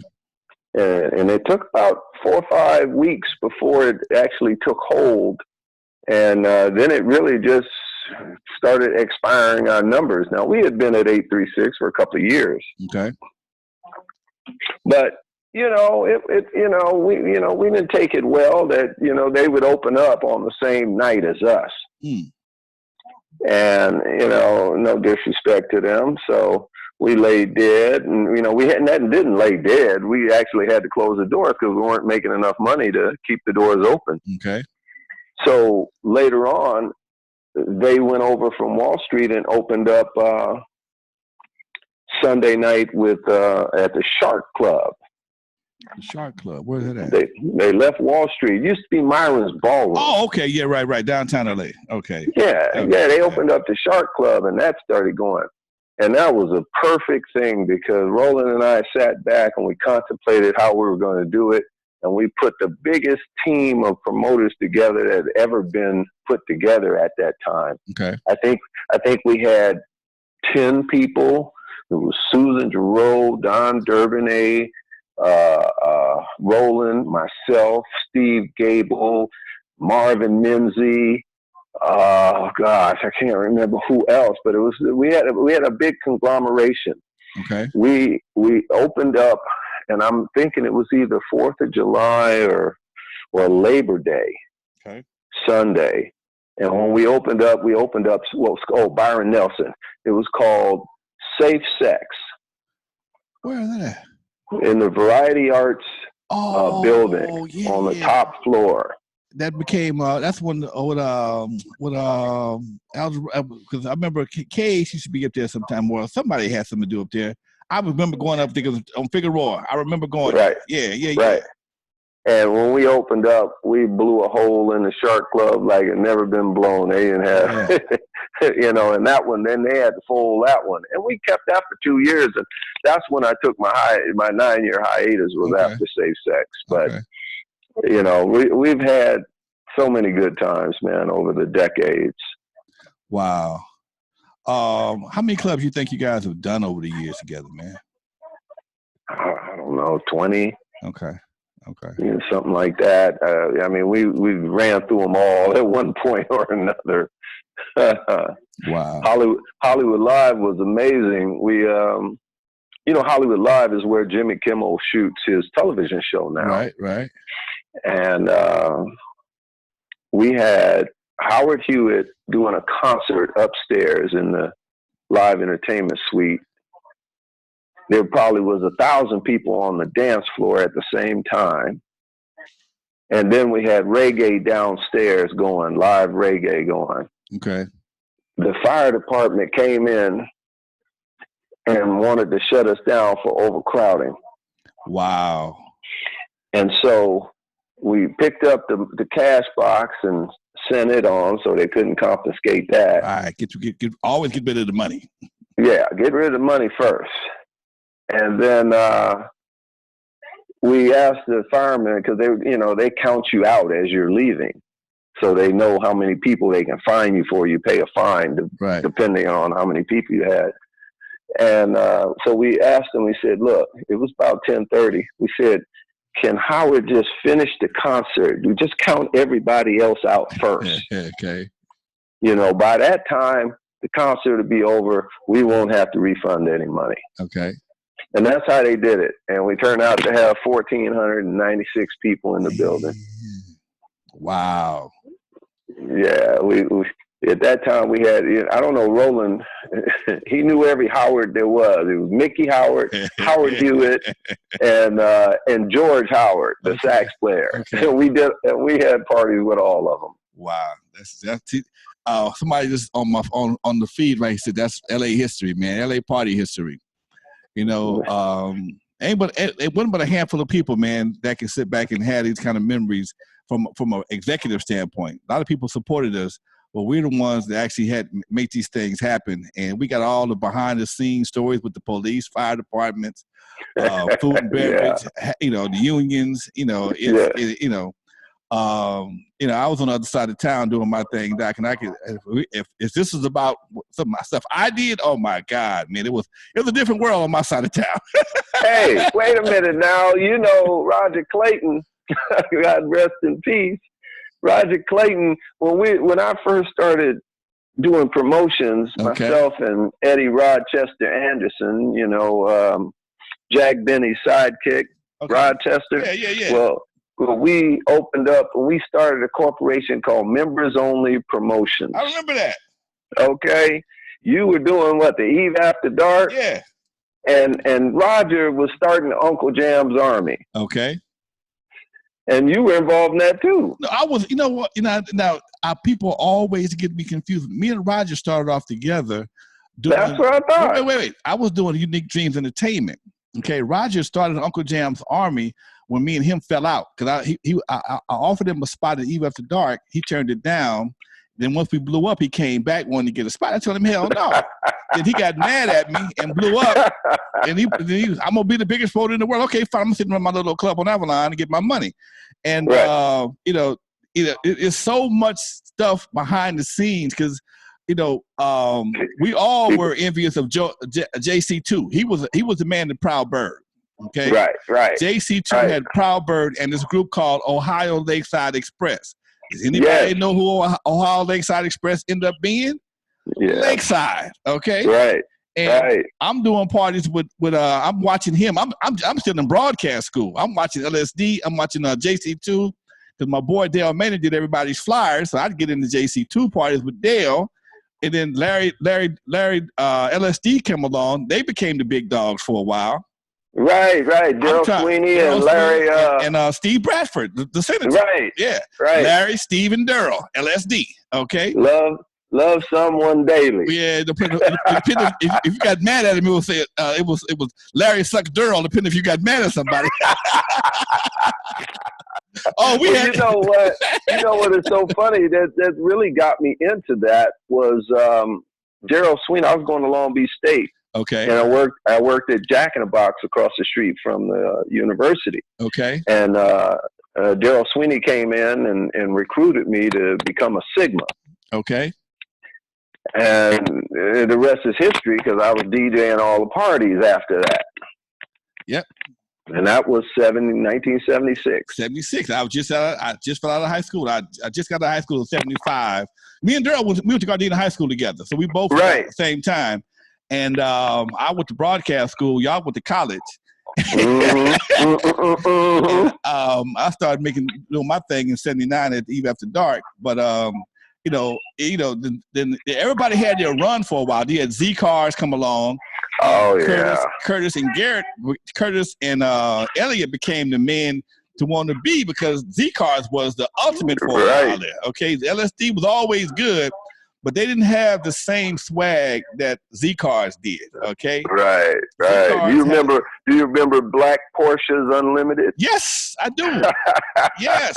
Yeah. See, those are names that you never hear anymore. No, man, you got to be at least you got to have an AARP card, semi-platinum, to know about them like that, Doc. You got to have an AARP card with some dust on it, know about them. You know. That's right. But think about this though, man. Think about this. We were kids. We was 22, 21. No, I was if I was 18. I was 18 in 76. Yeah. Okay. Yeah.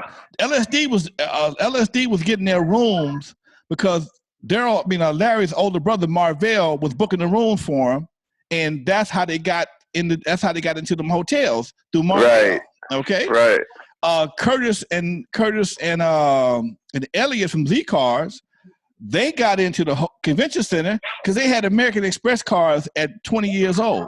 Okay, and me and we couldn't figure out because we tried to book the room. It was expensive as heck. Okay, back then. Right. We couldn't figure out how we did it. One day, me and Curtis was sitting around kicking. He said, "Oh man, I got an American Express card, and what I do is I book the event right before my bill is due." Okay. Right. So I can do the event, and I can do maybe almost 2 events sometime, depending on when the billing cycle came through. And I'm like, that was some slick shit. Okay. Oh, yeah. So, we were young cats making moves back in the day, man, that we were just different, dude. We were just different. Trendsetters. Trendsetters, exactly. Trendsetters. I remember Roger. He told me, "I'm going into the sports arena, and I'm gonna do the biggest party ever." Yeah, I wish him luck. Yeah, and he did it. He did it. I'm not mad at him. I did his after party. I did his after party. Come on now. He hated it was that. fun. It was fun. Yes, sir, Doc. And and the sad part about it is, man, I don't know if we can ever do that again, man. That was something that's a one time in life situation, It was. It was part of our generation, but I don't see it happening again. I think nowadays music has become so homogenized where almost everything is pop. We don't have a culture music to ourselves anymore because we created situations because we didn't have anything else. Right. Okay. We're stuck on Crenshaw Boulevard at Mavericks Flat or the Total Experience. Right. We didn't have, anything else. But then slowly we started breaking out, and you had, a few other things. My first club I played in, I was 19 years old. Was on the corner. Was on 108th and Main Street called the Watts Disco. It only had a beer and wine license. Okay, that's why I got my DJ chops as a club DJ honed at the Watts Disco. Okay. Well, where was this? Man, this is right by the fire department, not far from the fire department on 108th and Main Street. Okay. Okay. All right. Dude, when the club closed, you had to leave quick. Okay, it wasn't it wasn't a hangout spot. Okay, but the brother, my cousin knew the guy that owned it, and he told me, as long as I didn't drink and didn't do nothing stupid, I could DJ. I was DJing for free. I just needed the experience. Okay, right. And, but I never forget something that happened, man. I never forget this. One night, somebody broke into my man's club and stole his equipment. Okay. Ooh. And I heard it was a picnic at Centinela Park. I go to the picnic at Centinela Park. There's equipment at the park, dude. Bump it. I make a phone call. Let my man know what's happening. They showed up, and these guys that own the club, they hung at Blueberry Hill all the time. Okay. Okay. Yeah. On King. On King Street. Okay. The guys that ran Blueberry Hill, they was into these old cars. Okay. These 37 Buicks, 37 Fords, and 20. These old cars. So and they was older dudes. They all pulled up in these old ass rolling 30 cars. Got out. It was about 100 people in the park jamming. Okay. Yeah. And homeboy walked in. The guy that stole the equipment that was DJing just dropped his head, and homeboy walked off with all his equipment without a scuffle, dude. When 100 people in the park, it was crazy as heck, dude. It was crazy. My God. It was crazy as heck. So yeah. Well, we have seen some of everything. Now, I tell you, I almost got out of the business. I did almost 20, 25, 30 years worth of promotion. Okay. And Roland and I were doing Flanagan's. And again, his bestie, Howard Hewitt, is upstairs with Eloise Laws. Okay. And we got all 3 floors going, and we hit 2:00. And people said, well, do you want to close? Or, so that we asked the owner, and the owner said we could stay open an extra hour. Okay. So we partying, right? We got Julian Jackson upstairs with James Reese, both of them spinning. Okay. And it's cracking. It had to be 1,200 people in the place. Okay. This kid that was steady causing problems, I think his name was Ed something, we had to pretty much run him out almost every other week. Mm-hmm. There was some young brothers just about the time when rap music started coming online. Okay. And they had these brothers, and remember the big dookie chains? They used to wear the medallions and the hats turned backwards. Yeah. So some kids from Chicago was there, and they was up and, they enjoying the spot like everybody else. Well, this guy Ed came in, and he had a problem the week before with this girl. So we put them both out. Next thing I know, This kid runs outside, grabs a gun, comes in, shoots the brother that's talking to this girl, and, you know, of course, runs out. But it starts a panic. Now we got a stampede of people, rolling out. And I kid you not, before that kid, because the kid fell down the stairs, and before he hit the bottom of the stairs, the gold chain was gone. Wow. That quick. Wow. And it hit me hard, man. I had to think about, do I really want to be in this promotional game, man? You know, if it's getting that rough. Yeah.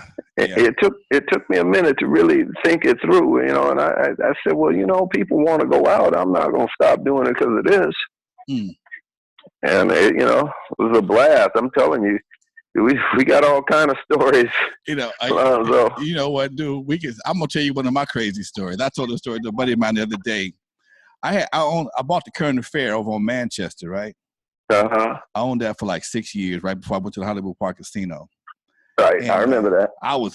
The Current Affair I just got it cracking, but my bartender kept booking these damn parties with some of the cats from around the neighborhood. And I'm sitting there, I done booked a real classy party. People came early. You know, it's hard to get black folks into a club early. Right.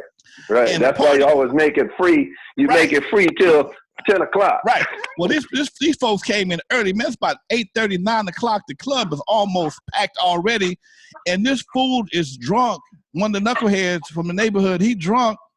And he stands up as loud as he could and says, anybody started patting his pockets. Anybody see my gun? I think I dropped my gun. Man, my club got empty so goddamn fast. It was a doggone shame. By 10 o'clock, I was by myself, just me and the bartender, man. What? This fool started patting his pockets. Anybody see my gun? I dropped my gun. Anybody see my gun?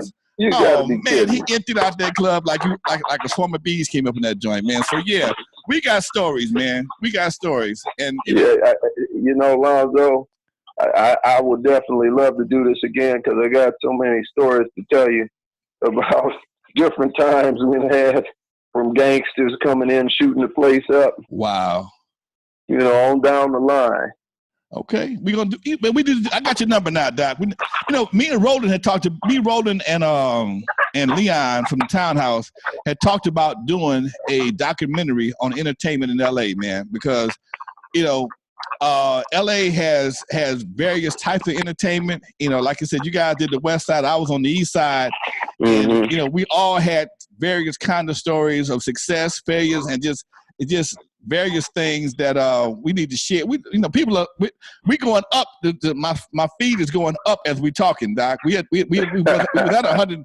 We went from 100 to 150. We down to 138 right now. Okay. Okay. Well, hey, man. And the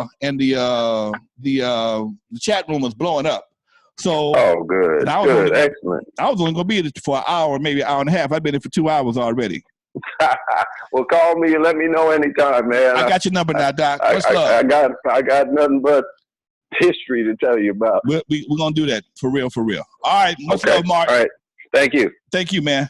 All right, bye. All right, Mark Gaspar, y'all, good friend of Roland Wirt, business partner, childhood friend. I'm gonna call another DJ buddy of mine. We talked about this before. He worked with Roland as well. And let me get Mark off the line here. I just saw him pop up on the line here. I'm gonna see if I can get him on with us right quick, folks. We're celebrating Roland Wirt, Doc. Folks, I'm sorry. We're celebrating Roland Wirt, and I'm contacting people that work with him, some of his people, that vendors, friends, supporters of his events, business partners, and we just sitting here kicking it, giving him some love. Because one thing everybody can say, hey, what's up, Doc? Hello. It's Alonzo. Hey, man, I was just checking you out with Mark. Man, when I saw you pop up on the feed, I'm gonna call him up right now. He's my next phone call. How you doing, Mr. James Reese? James Reese on the phone, y'all. DJ extraordinaire, singer extraordinaire. How you feeling today, man? Man, you know, I woke up. Well, I didn't wake up. I was working in the lab, man. You know. Okay. And got that text this morning, and it just, you know, hit me like a ton of bricks. Yeah. Yeah. Because, you know, between, I mean, it's like, I mean, there's so much history, man. I was hearing you guys reminisce and go back, and it's like, man, I was there, man. You know, if I wasn't spinning, I was there, like at the sports arena, you know. They even gave me a little chance, you know, Egypt, the club, you know, Roger. It's like, and you guys said the key word, trendsetters, man, because, and the other thing you commented on, we were kids, man. We were kids. You know, I was a kid with a kid. Wow. So, you know, most people thought I was like the dude that had it all set up with all the ladies and stuff. It's like, man, I had a kid. I was there for the diaper money. Were you a single dad or what? Yeah, in a sense, you know, I was married for a minute, you know, but the main thing is that you build a relationship with your kid. And, you know, for me, music has always been that access point, man. And from Roland Wirt, Mark Gaspard, remember Cornell Foreman, the Corn Man? Yeah, Corn Man. Whatever happened to Corn Man, man? Man, you know how I started DJing? Mark told you about the frat, right? Right. That's where I met Mark. We stood next to each other, pledged in 586. So after we pledged and we crossed, and during that period of pledging, you have to throw parties. All our parties would bomb. You know, Mark was DJing, I was on the mic hyping everybody up. So when we crossed, some frat brothers got together with some frat brothers on my line, and they opened up the Bid and Apple. Okay. And for me, I got in free. I wasn't a DJ. I just got in free. I got frat brothers. If nothing else, I'm in the frat. Right. Let me in. So Cornell would come late. So I would play jazz records till he got there. You know, Jeff Lorber, Al Jarreau, you know, Hank Crawford, all that, you know, just jazz stuff. And then I went into the cha-cha stuff, all the For the Love of Yous and all that, you know. Cornell come light the party up. And then one day he got a radio gig. Right. So he actually left, and I was waiting for him to get there, and he told me like 11 o'clock he ain't coming. And he left me a bunch of records. Wow. And I figured it out. I got a couple of, got some nice mixes in there, you know. Yeah, So when they paid me at the end of the night, it was a wrap. I went stop by Thrifties to get the jumbo pack of diapers, too. You know, big box. So that's why, like, even with y'all spots, I'd come to a lot of spots, but I peep in and have to duck back out. Okay. Oh, okay. But Roland them, Mark turned me on to Roland, and there goes the Flanagans and the Jonas and the Golden Hills, Jockey Club. I didn't say that. Man, Jockey Club. Man, come on, dude. Contempos. You got Contempos. Jonas. Yeah. Okay. Yeah, Jonas was right by Flanagan's, right off the marina. Right, right. And again, everybody was supporting everybody. Everybody was doing things on the night that their friends wasn't doing it because they could go to their band. Right, right. Yeah, so it's like Roland is the icon. I mean, I really think he was the mayor before the mayor. Who did Jackie O's? Now, didn't you DJ at Subway? No, I DJed everywhere. You know who turned me on to all the gigs pretty much? Who's that? Julian Jackson. Julian Jackson, okay. Julian Jackson turned me on to, he was at Flanagan, and he started doing the photography and left on the road with Shalimar to take the pictures. Wow. So he said, hey, man, I want you to take over while I'm gone. This, that, and the other. Wow. Like, so that's what led me into the Subway. Flippers. That's what led me into Flippers with Daryl Sweeney and Derek Gibby on Sunday nights. Yeah. Yeah. Yes. Yeah. Yes. And I heard y'all telling jokes, right? They were big, right? Yeah. Daryl Sweeney and this LSDZ cars, they combined and they doing flippers. Right. So I was begging them to let me spin for them because I was still young. Okay. And they were like, man, this, that, and the other. And then Julian gave me the gig. So when they came in and rented the rink, I was the house DJ. Wow. So, wow, dude. Julian brought Prince to Flippers. I remember I came to the show, dude. I was at the show. That's all Julian. I was at the Prince show. My boy Unknown. It was like $7 to get in or something like that, man. It was like yeah. come on, and crazy. everybody was sitting on the floor like American Bandstand.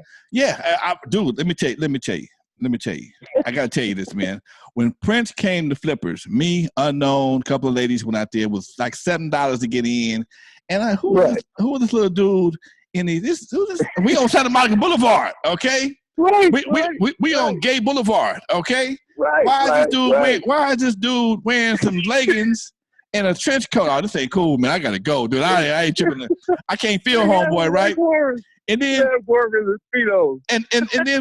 then he jammed it. He playing the guitar and he started stroking the guitar and some kind of fluid came out the guitar. Homeboy and busted with him on my it hit me on the head. I'm oh hell no, dude. This is not cool, man. I got to go, man. The dude, I was not feeling Prince the first time, man. Flippers, man. Flippers. I remember I was there, dude. I was there. I did not like that, man. I love some of the songs, but dude, the dude had on a trench coat and he took the trench coat off a minute. He got on the G-string. Dude, he was on another level. But you know what it was? He had been, like what I noticed, because see, I worked for him for 8 years doing the Glam Slams and traveling. I didn't have a passport till Prince told me, you got a passport. I said, yep. I didn't even have one, dude. Okay. I got a passport in 3 days because I said I worked for Prince.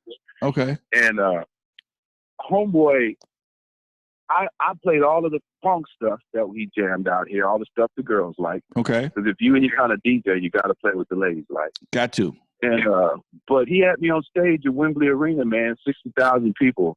Wow. And I'm DJing, cutting and scratching, and they breaking the bandy, dude, not froze. And I was so embarrassed mentally that I went back to the hotel room and just listened to it over and over and over and relived all of them folks standing on the rafters and shit screaming. Wow. And then I started listening to the other side of the music he was playing.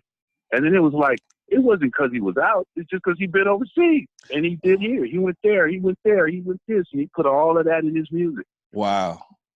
You know, yeah, man. He was a genius. You know what?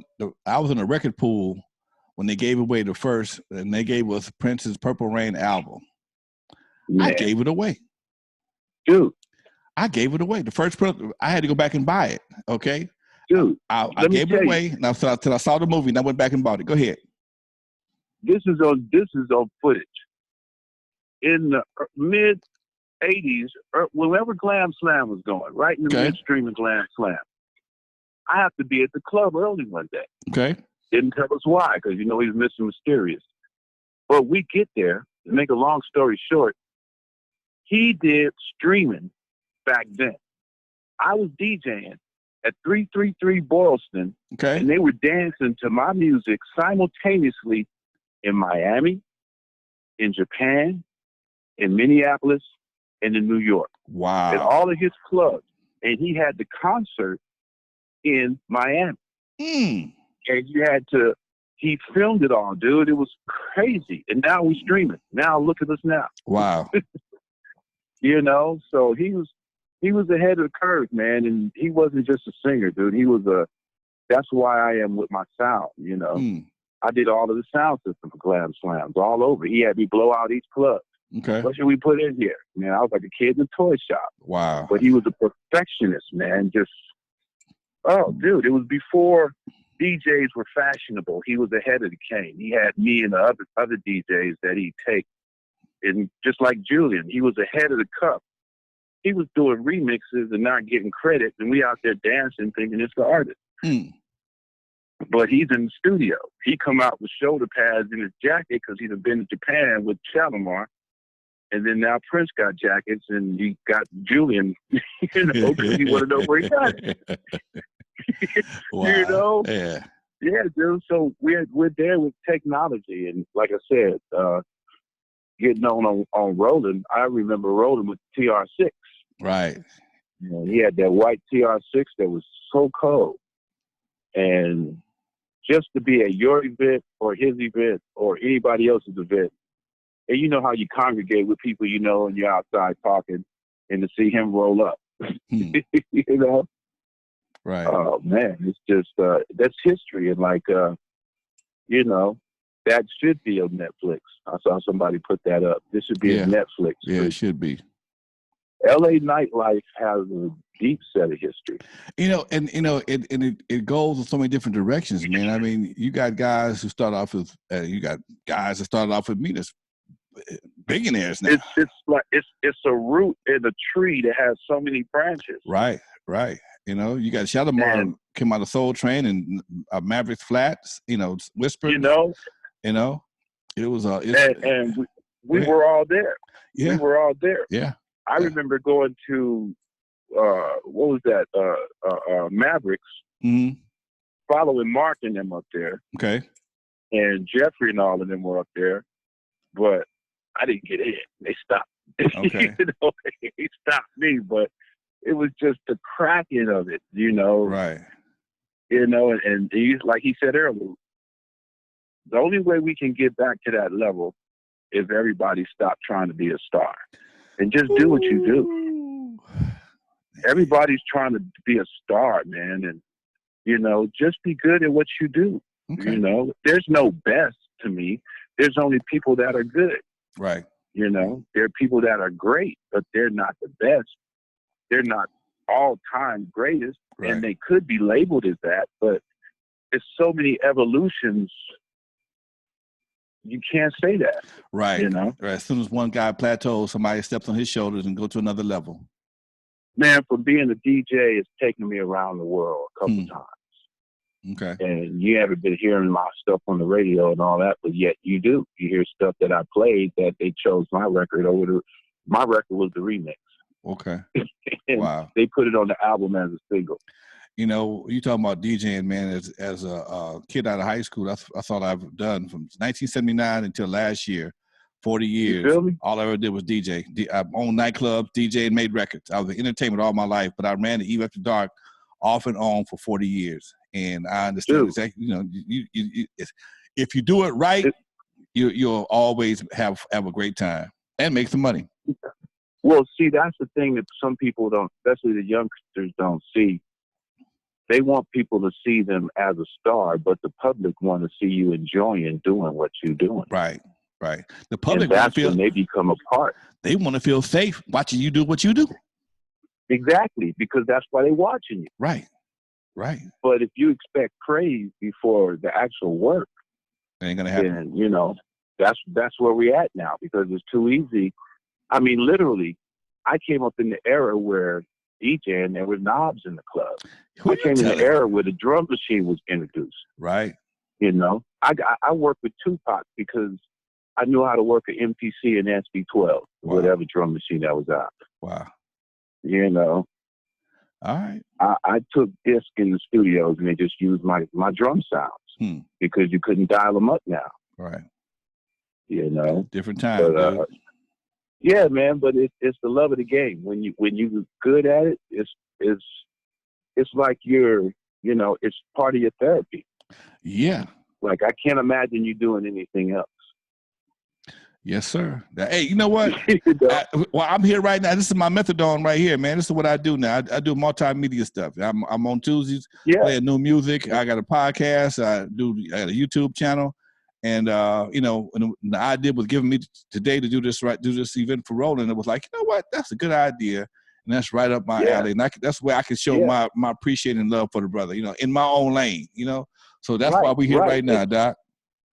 Yeah, and then that's why I replied and was watching, because I plan to go on the Facebook Live and do just some songs that remind me of Roland. Okay. Songs he likes to hear when I did the party. Okay. So as soon as you was done, I was gonna pop in my 30. I got about 10 minutes left. I don't try to do 2 or 3 hours. I hadn't planned on doing 2 or 3 hours. That was not my intention, Doc. I was gonna do about an hour, but we still 100+ strong here. So I mean, somebody watching the show. Yours is juicy. You ain't playing copyrighted music. Yeah. I'm in the club. I give you 30 minutes to see, just like you, as an OG, I saw you and your podcast and everything. So when this lockdown started, I did like 3 or 4 episodes on the Facebook and put up 30-minute episodes. Okay. So now you can go to my podcast and dial in DJ Resso. That's REESSO. And you'll hear me DJing and spinning. And then I got one segment, I got that from you, where you review different people's music, right? Right. They Every flagged Tuesday. me on my first episode, so I said, okay, I'm gonna come back with my second episode and do all original music. So I played stuff I ain't never played before. Okay. But it's 40 minutes of me back to back in the mix. You know what? I don't even put my Tuesday night shows on my YouTube. On my YouTube, because all of them get flagged, even though they're original music. They get flagged anyway. Right. And I don't. Right, I just put them on my podcast. I got a podcast on Spreaker. Right. So that's what I do. That right there, because it ain't worth the hassle. Yeah, I mean, it's little things that they make you jump. If it feels like when you take that first test in elementary school where they give you the puzzles. Everybody got the same puzzles. They watching to see who's gonna put together this first. Right. Yeah. You Okay. know, You're right. We all on lockdown. Yeah. But man, I hope we can get together and do something for Roland, man. I heard some people post some possibilities. Okay. And the one thing we all need to do is stay safe.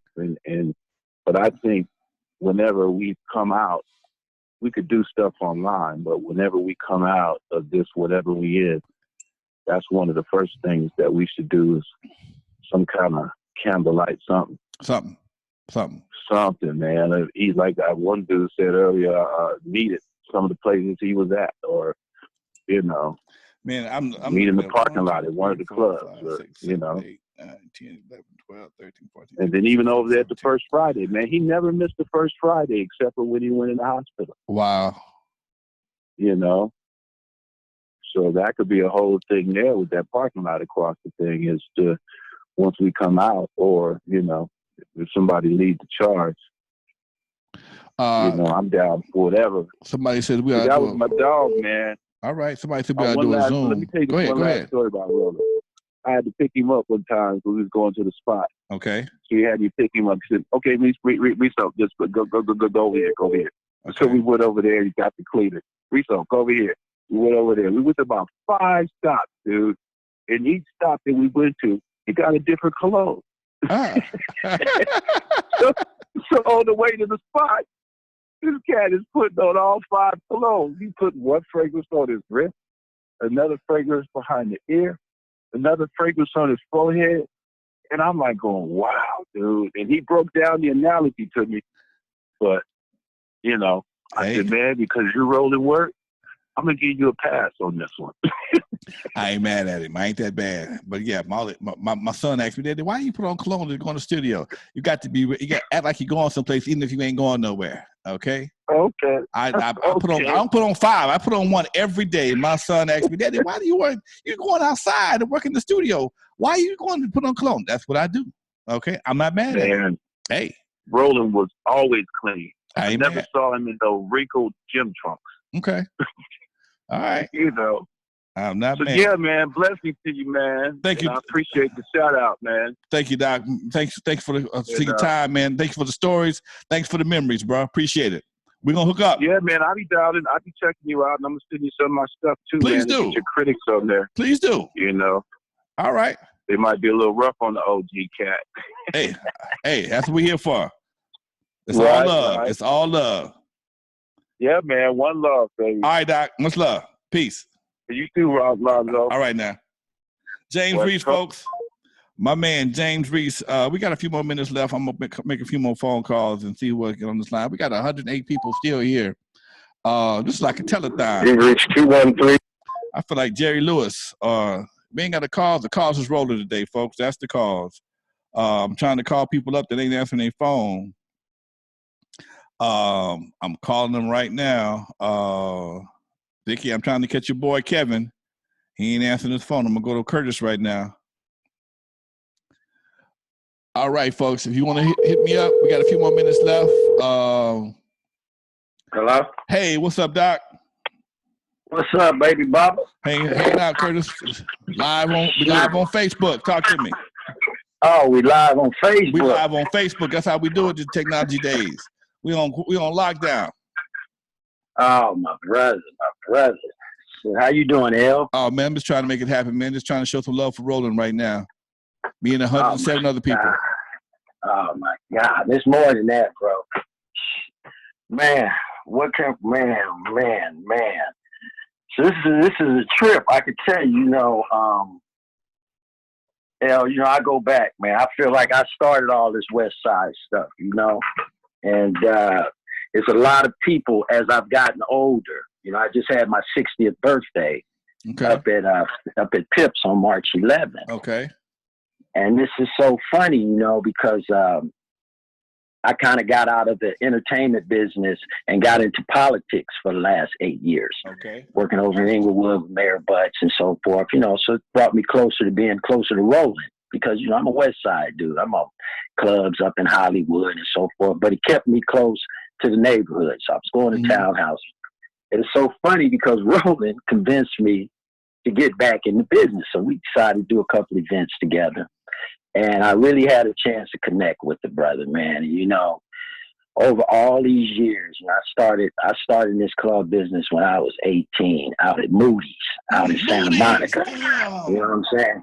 I was working at Moody's. I was a little young dude doing all the little high school dances for the St. Mary's Academies and all the little Catholic schools. Okay. I was trying to make sure the little girls go get when they went to school, make sure they sign up for student body so I could find out what the budgets were on these parties. Okay. So, I started getting these parties and so forth. And when I hooked up, I was doing Moody's. I left Moody's and I hooked up with Eddie Love. Eddie Love, Brother Love. And we started Eddie Love. And we started a thing called Eddie Love and Company. Okay. So I'm on the radio, I'm a little co-cat on the radio with him. And we opened up Flippers. I heard you guys talk about Flippers. Yeah, with LSD. Yeah. Yeah, we opened up Flippers. And so moving on, went ahead and opened up, which was the 24K. 24K first. Okay. 24K was on Highland. Okay. And, so it was Philippe, my little cousin Philippe. It was, who else was it? Philippe, Greg Lights, and then Archer's Leftich. And he had a couple other cats with him, So we decided to do 24K, and the club blew up. Mm-hmm. It blew up in 1 year. I mean, man, we was doing it. The club was holding like 700 to 1,000 people. So we blowing it up. And it ended up that Philippe and them moved over to Paradise 24, the circus club down the street. Right. They needed a bigger spot. We had a little fallout. It had a little fallout as we do. So this is how I met Roland. So it was a little cat that I used to hang out with. I really loved the dude, man. I loved his parties. Him and his mother, they would do class events. Mark Gaspar. Okay. Just had him on the line. Yeah, Mark on the line? Oh, yeah. Just talk to him. Oh, okay. That's he told me half the story already, but go ahead. Oh, he told you the story? Oh, yeah, he told me half the story already. Okay. Well, long story short, it was a battle between Paradise 24 and the 24K because we had split up. Right. But I'm the man. I feel like I'm the man in the promotion business, and Archer's Leftich, so we were partners and we teamed up. So anyway, long story short, Paradise blew up. The owner of the Probe, which is the name of the actual club that we was at. Oh man, it was called the Probe. It was a gay club. These are all gay clubs. Damn right. I know. When we was coming up doing like Bitten Apple and stuff like that, we had to use restaurants. Right. And we would go in and tell the owners, listen, man, you ain't making no money. Let us come in here from 9 to 2, and we're going to make more money selling alcohol. We'll move these tables around and so forth. Oh, yeah. So this is the first club we had on the west side, little gay club, the Pro. So we doing the night there. And after we left, the owner was like, do you know somebody I could get that can come in here? I said, I got the perfect guy. So I went and got Mark Gaspar. And they opened up, I think it was called Danceteria. Danceteria on Highland. They changed the name to Danceteria. So that's when I first met Roland. But, over the years, Alonzo, you look back and, people always talk about our success, all of the clubs with the Century Club and, some of the other clubs on the west side, but most of mine was Century Club and Palladium and, went back to the Paradise before they moved to Palladium, and we kicked it back up. But one thing I always remember about Roland, he always was a cool dude, was always kind of kicking in the back. But Mark and Steve Gable You know, these two guys, all three of them, throughout my history of club industry, along with Derek Pipkin. Now, you know Pip. Right. Pip, oh my God. I can't say no more about them. But some of the legends around here that have been club promoters, Roland Wirt, I can say, has definitely been one to provide entertainment for people. You know, Roland reminds me of the kind of guy that has a smile on his face, but it's really something going on behind that smile.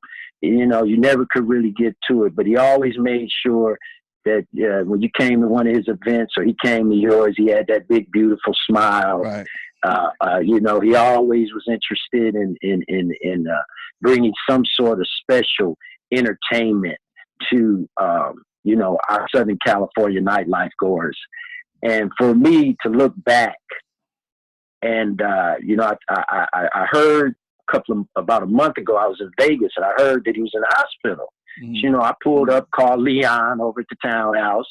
I called his boys. I was like, what's up with him? They said, oh man, Kurt, they played it off, which I'm a little kind of feeling a certain kind of way about it. But I'm going to let it go. They played it off. So when it was my birthday, I called him to make sure he was going to come to my birthday on March 11th. And his boys were like, yeah, man, he's at home. Everything is cool. And, you know, we're going to come through, Kurt. It's cool. So, of course, my birthday went by. They didn't show up, whatever. And they hit me on, you know, let me know happy birthday and so forth. And this is so funny, Alonzo. This is how God is, bro. Okay. Last Thursday, I was talking to Pip. And I said, Pip, you know, Roland been on my mind, man. How's Roland doing? Pip was like, Kurt, he's at home, man. He's cool. Everything's cool. And I was at ease, brother, you know. Okay. And then this morning I get a call. And, you know, I've got tears in my eyes right now talking around it, but I get a call this morning, bro, and it's like, you know, your man, he make it, you know, and you know, and it was a very hard hitting thing, but what saved me, brother, what saved me was I'm saved with the blood of Jesus, and I know Roland was.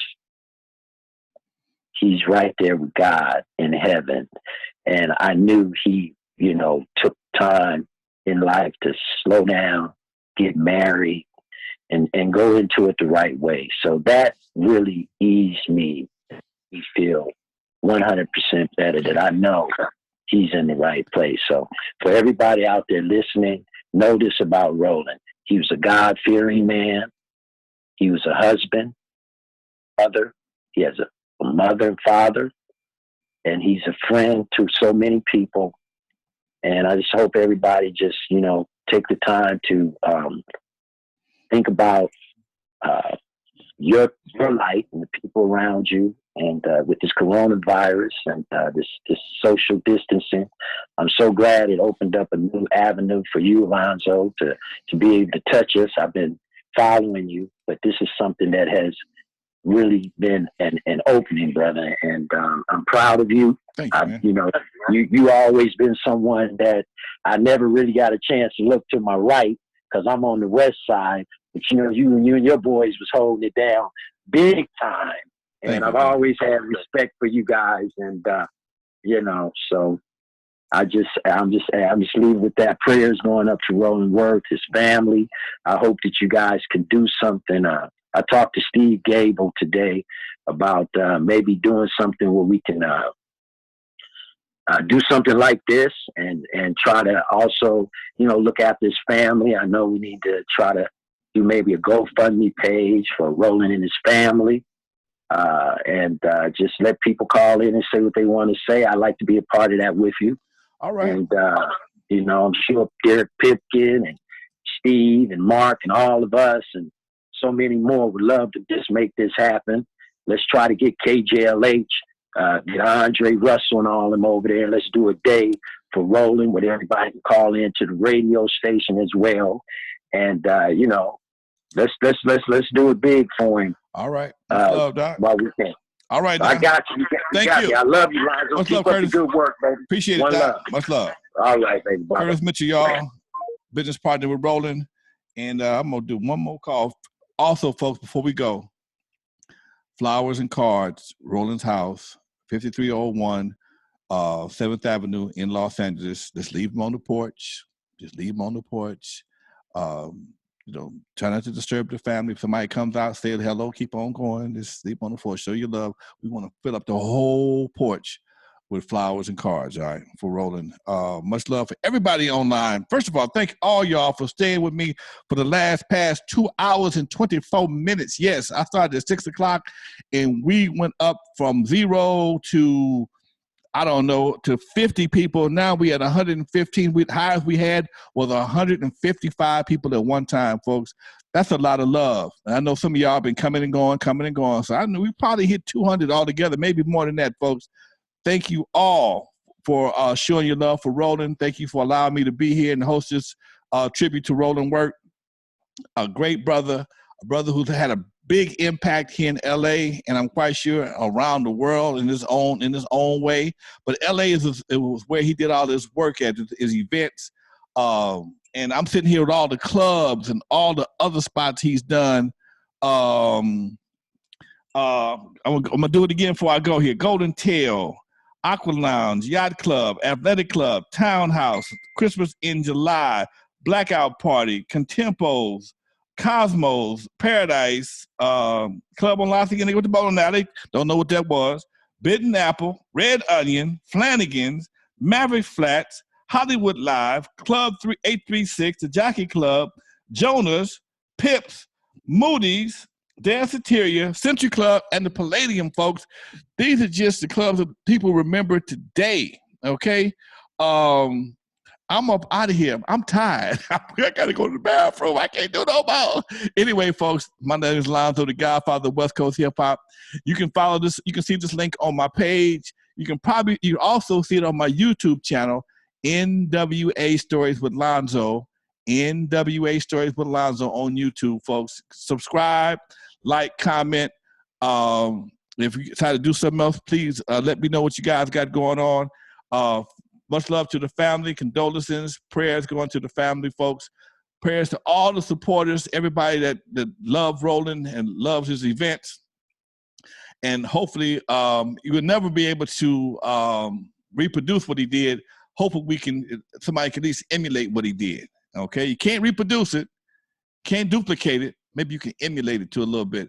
It's hard to emulate class, but somebody gonna pick up the ball and run. But I know he got some good boys with him. Mark Gaspar, James Reese, all the brothers. Thank y'all for calling. Thank y'all for tuning in. Michael Williams, Askia, Edwin, everybody, folks. Much love to you. This is Lonzo, the Godfather of West Coast Hip Hop. My throat hurt. I gotta go. Much love, y'all. Peace.